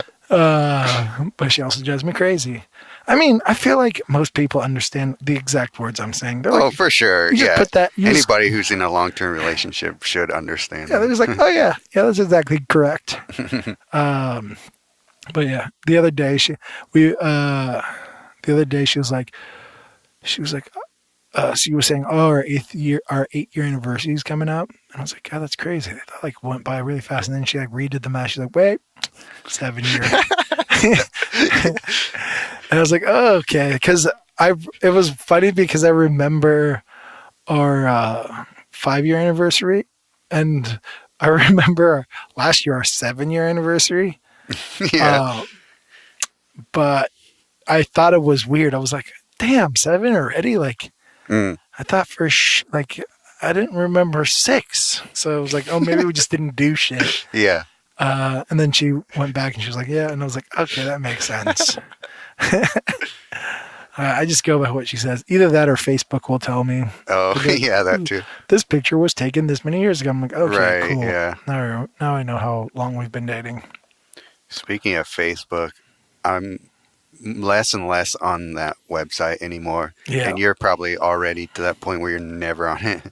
The only reason I ever go on it is to talk to my family. That's like literally, and it's not even on like my timeline or anything. It's just we have a chat, like it's called Prison Chat. It's a stupid inside joke. Okay. but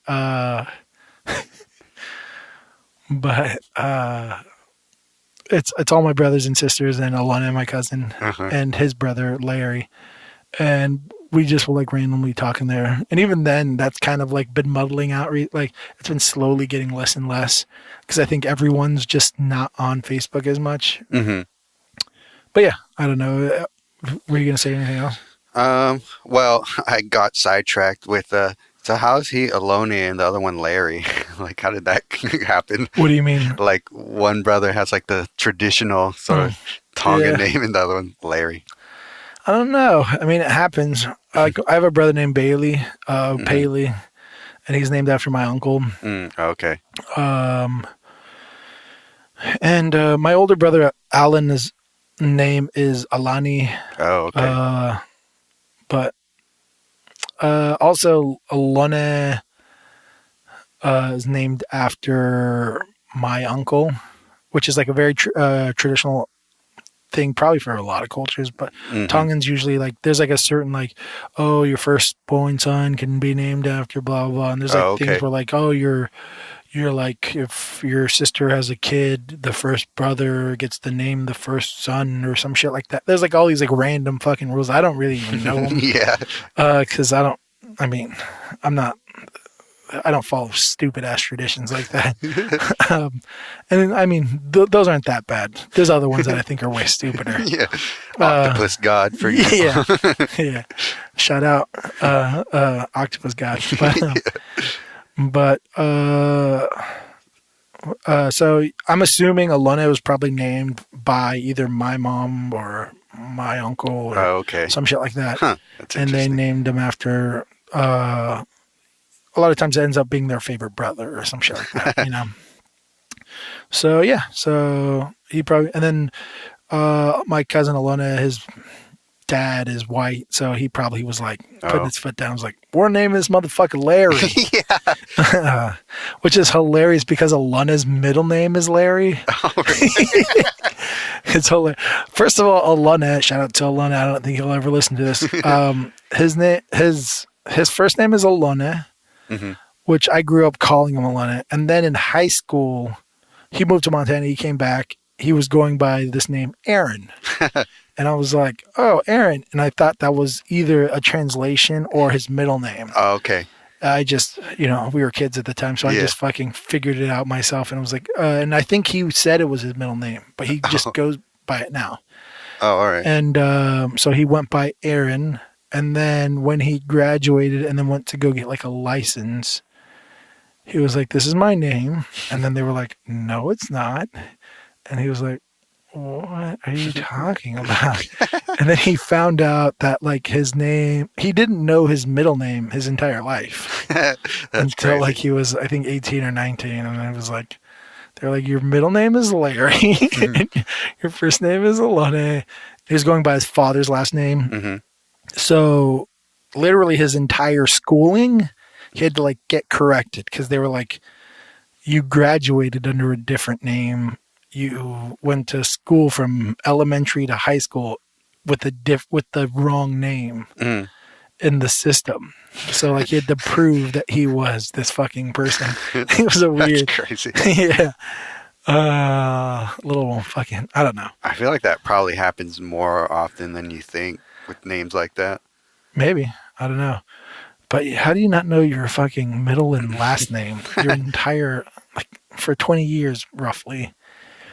Did you ever have anybody in school that they said that they don't have a middle name? Mm-hmm. Yeah. MJ said she doesn't. Yeah. But actually the J is her middle name. Yeah. So, liar. Yeah, that's actually a my fairly mom doesn't common. have a middle name either. Oh, really? Oh. Yeah, Islanders, I think, in general, don't have middle names. Okay. Well, I guess, yeah, it might just be a cultural thing that way. Yeah, I think. Because, like Spanish people have like a million middle names. They just keep tacking last names onto their names. Yeah, that's what MJ wanted to do when we got married. She wanted to add a middle name. She wanted to add Frida as her middle name. I don't know if I mentioned that, but I make fun of her all the time about it. Did she talk her out of that, or she just... Yeah. Yeah, I did. I actually, I tried to. It didn't work. And then I thought I did. And then she changed her mind again and was like, I'm doing it. And then when we went to she was going to do it when we got married. And they were like, well, to change your middle name, you have to do a whole different paperwork. And it's like another like $3,000. Yeah. And she was like, I guess I'm not going to do that. So thank God the government likes to charge you for random shit like that. Yeah. With my brothers, I'm the only one who my middle name is my mom's maiden name, and the rest of them have like, you know, the typical sort of like other sort of like, what do you call it? I guess I know there's a name to it, not surname, but like another first name. I don't know what you call that.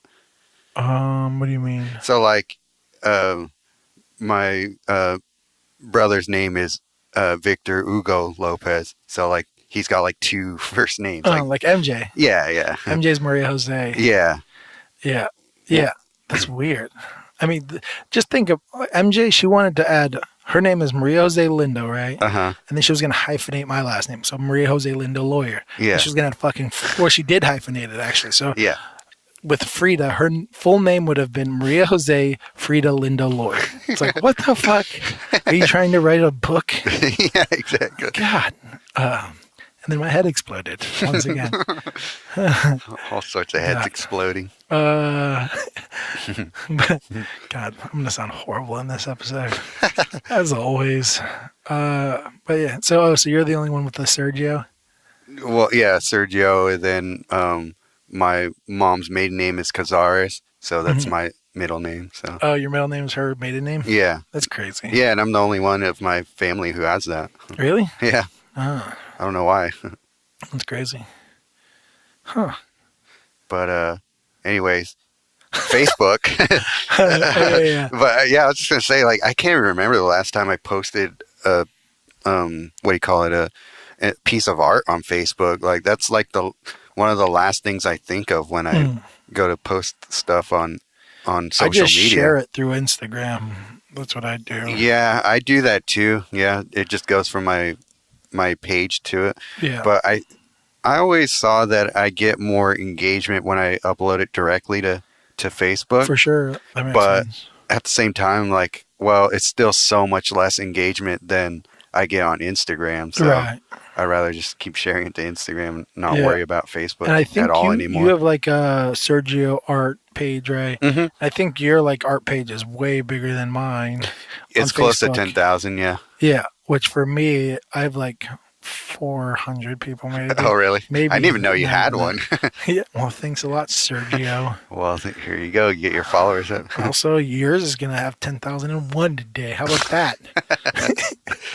Good. That's what I wanted. Yeah, I mean, it's literally just fucking, I just share directly to that page from Instagram.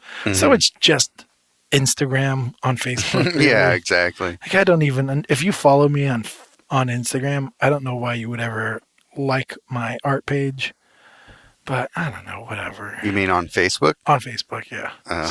Because you're saying, I don't know why you'd like my art if you follow me on Instagram. Like, wait, what? No, yeah, my art page. Yeah. On Facebook. Yeah. But yeah, maybe those are like my true fans and I should not talk shit about them. Well, it's just weird to me to think like, well, that can easily happen to Instagram when the next thing pops along. And just... That was the thing with Vero is like, when that showed up, I was like upset, but I was more upset with like Instagram. It was like, you guys had something. It's like the Samuel Jackson fucking brown sugar. It's like, you're so fucking beautiful. Yeah. What the fuck happened to you, man? Yeah, it was like, it's like that. It's like, you were so good. And you're like, you just keep shooting yourself in the foot. Like I don't remember the last time I ever heard someone talk highly about the new changes on Instagram. Right. I don't think I've ever heard that actually. It's every time there's a change, it's like you get mad and then you just get fucking like, you're just like, okay, this is what we got now. You know, Yeah. the only thing I remember was maybe the stories. I was like, oh, this is kind of cool. Oh, it took me a while to get into stories because I was like, well, I don't like Snapchat, so why am I going to use Instagram Right. for the same thing that I don't like? The thing that I liked when they first started doing it was video. When you were able to, when they were trying to compete with what do you call it, Vine, and they're like, oh, we'll do 15-second videos. Right. Suck it, Vine. Yeah. That's kind of like what it felt like, and it's just like, oh, this is cool. I actually want to do videos, and now that I can on Instagram and not have to worry about sending people over to Vine that nobody else is using. Yeah. So that was the one that I was just like, oh, this is cool. I'm glad they did this. Yeah. And now it's just like they started doing that IGTV. And, yeah. I mean, they're not even subtle with why they're doing what they're doing. Yeah. It's just like anytime a social media pops up, they're just like, okay, we'll just add that shit to our Instagram. Yeah. Yeah, we're just talking about that on that new group that David Chaffetz. He's getting all sorts of shout out. So, but you know how he started that new that chat channel on that Slack app? Yeah, I was trying to figure that out. I added it and I was like, I have no idea how to use it. You're gonna have to show me. Yeah. Okay, I'll show you real quick. And so we just have little channels on there, just specific little topics, and we have like one just to talk about social media and stuff. And I was just asking people that is anybody like actually into any of these new things that Instagram is rolling out? Everyone's just like same attitude. It's like, no, but I guess it's here, so I guess we'll deal with it. Yeah, I think a lot of what they do, like a lot of the new shit they do, is for people that aren't us. It's for like people that are trying to make their life look cool. You know, it's like a fucking filter, kind of, except for a different version of it to make people like, oh, my life is so amazing because look at this fucking how my video looks cool and shit. You know, it's like that's not what us artists use it for, so it doesn't really apply. But then there's certain things they do where you're just like, I don't know. It's almost like Instagram is Facebook's like hitman. You know, like that's I don't know. It's like Facebook is like the fucking mob boss, and this guy is like he just goes out there and fucking just starts slaughtering social medias left and right. He's just like, okay, you're coming up, and just boom, dead. Yeah, Next exactly. One. It's weird because that's a good point. Yeah. Vine and Snapchat and all these things aren't, you know, like how you're bringing up Facebook. Like Vine and Snapchat aren't small things, right? They're really fucking big, and then like, you know, like in a short amount of time, they go from being these like things that potentially can overthrow Instagram or whatever, and by Instagram I mean Facebook and Instagram, and you know, and it's like by defeating Zuckerberg or whatever, then they just get fucking murked by Instagram via this new feature. Which I don't even know who uses most of them. Probably booty models. Most likely. They're the fucking best at marketing. Sure. I got to take a note. Follow Fridays.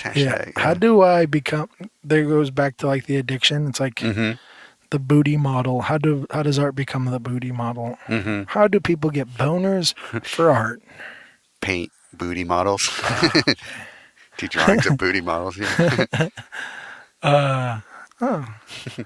Okay. Or just like make your art out of cocaine. Exactly. Yeah, I don't know. Whatever. But yeah, I don't know. Social media is just a weird one.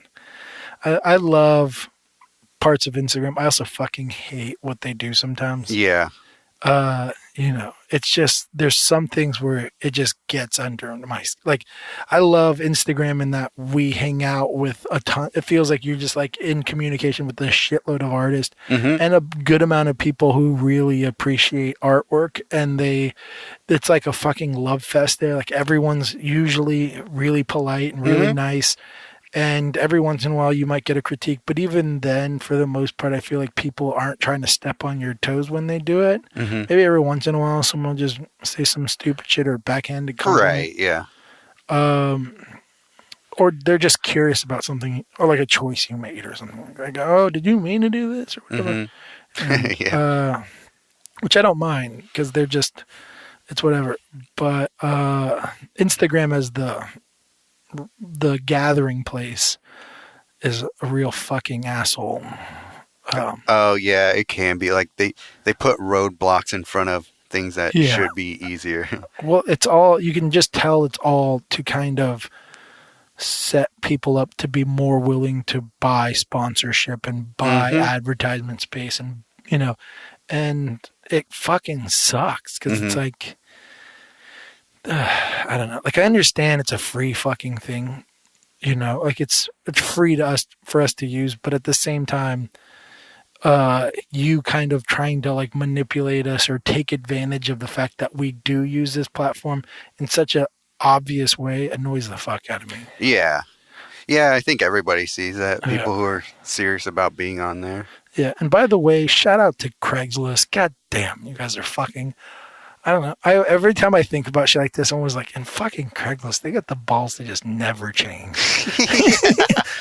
Yeah. They're just like, other than when they get shut down for their, what do they call it? Like escort stuff. Yeah. I mean, which is bullshit in my opinion anyways. It's like, you guys totally solved the issue of prostitution by fucking trying to stop Craigslist from doing it. That'll definitely end it. But yeah, I don't know. Every time I think about Craigslist, it makes me happy. I always use Craigslist.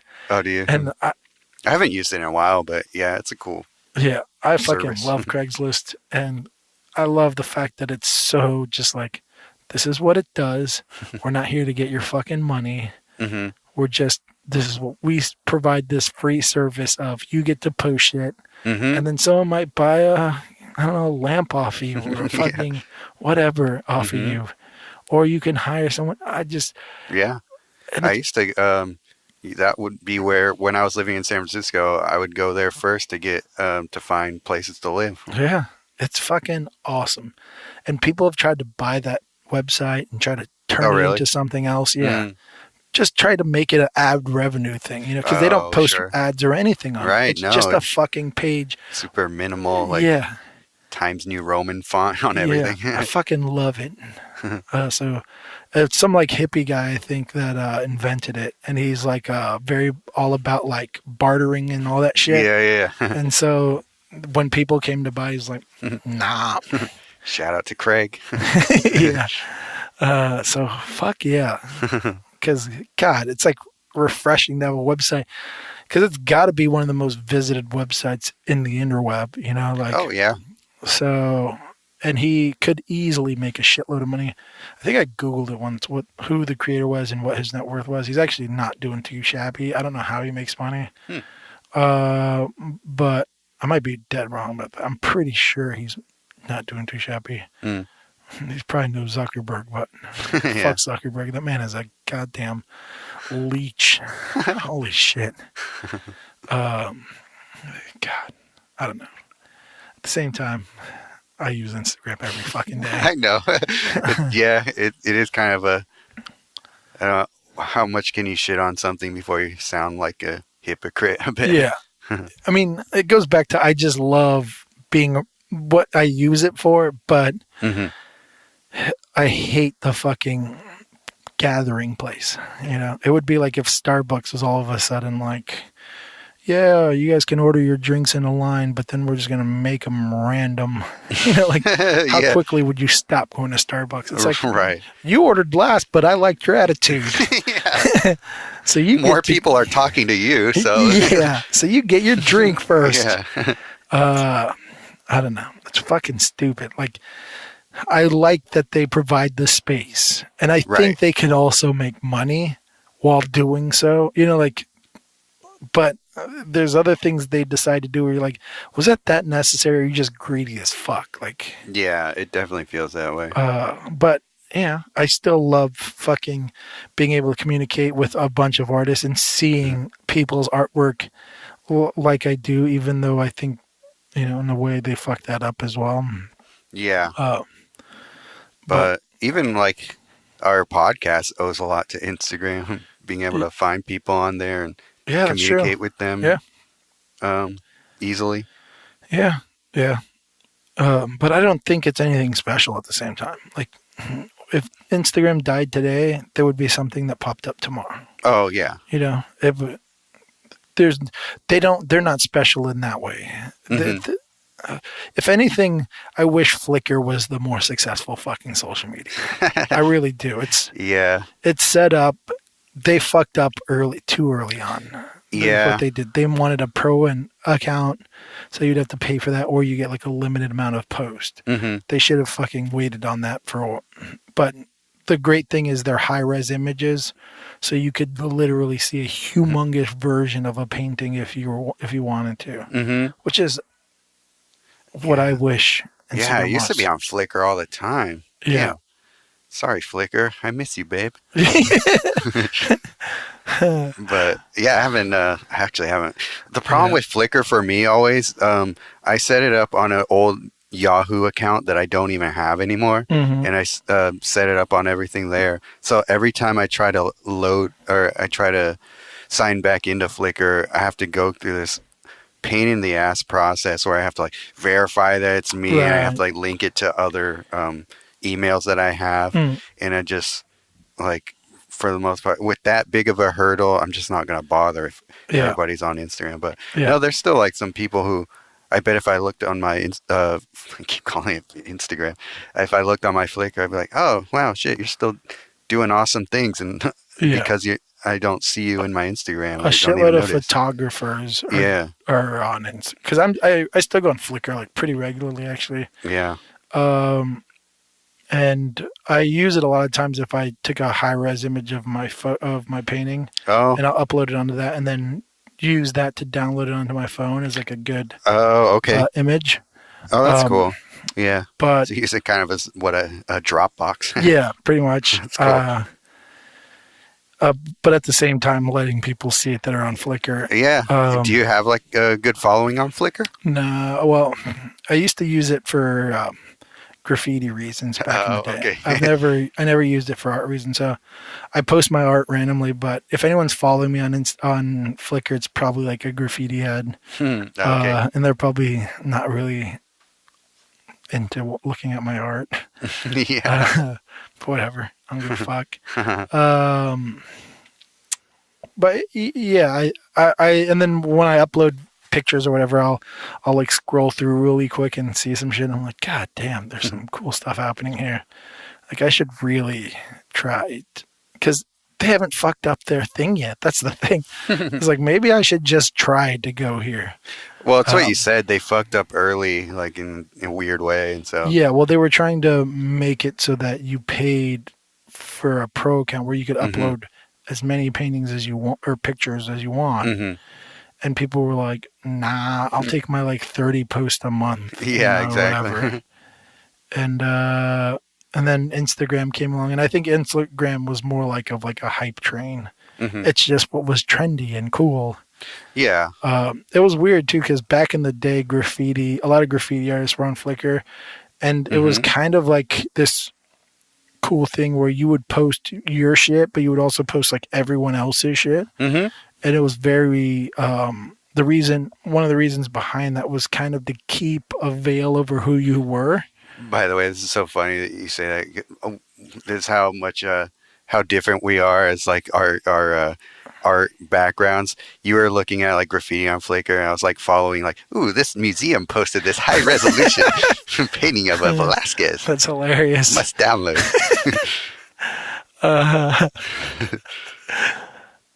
Yeah. So everyone would post, say if you'd go to a spot where there's a ton of graffiti, you would take pictures of everyone's shit. Yeah, yeah. And you would post like maybe your 5 favorite, or maybe you'd post fucking everything. Some people were, whatever, but you would usually post like sneak yours in there somewhere.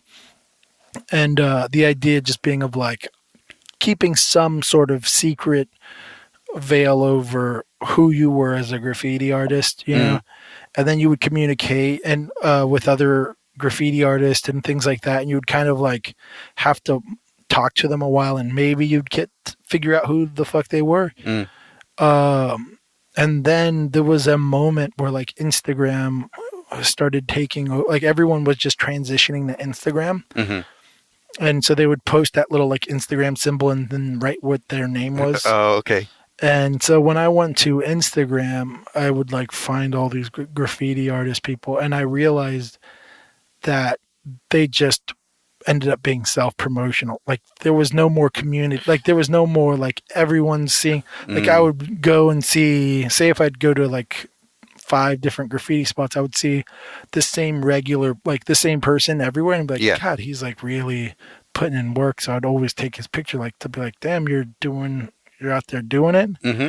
Where it changed to being like, it's only me now, and it's only what I do. And I don't know, there's like this weird thing I think that happened within the graffiti world where it became like rules changed a little bit. You would never ever fucking put your shit out there blatantly and be like, this is me, motherfuckers.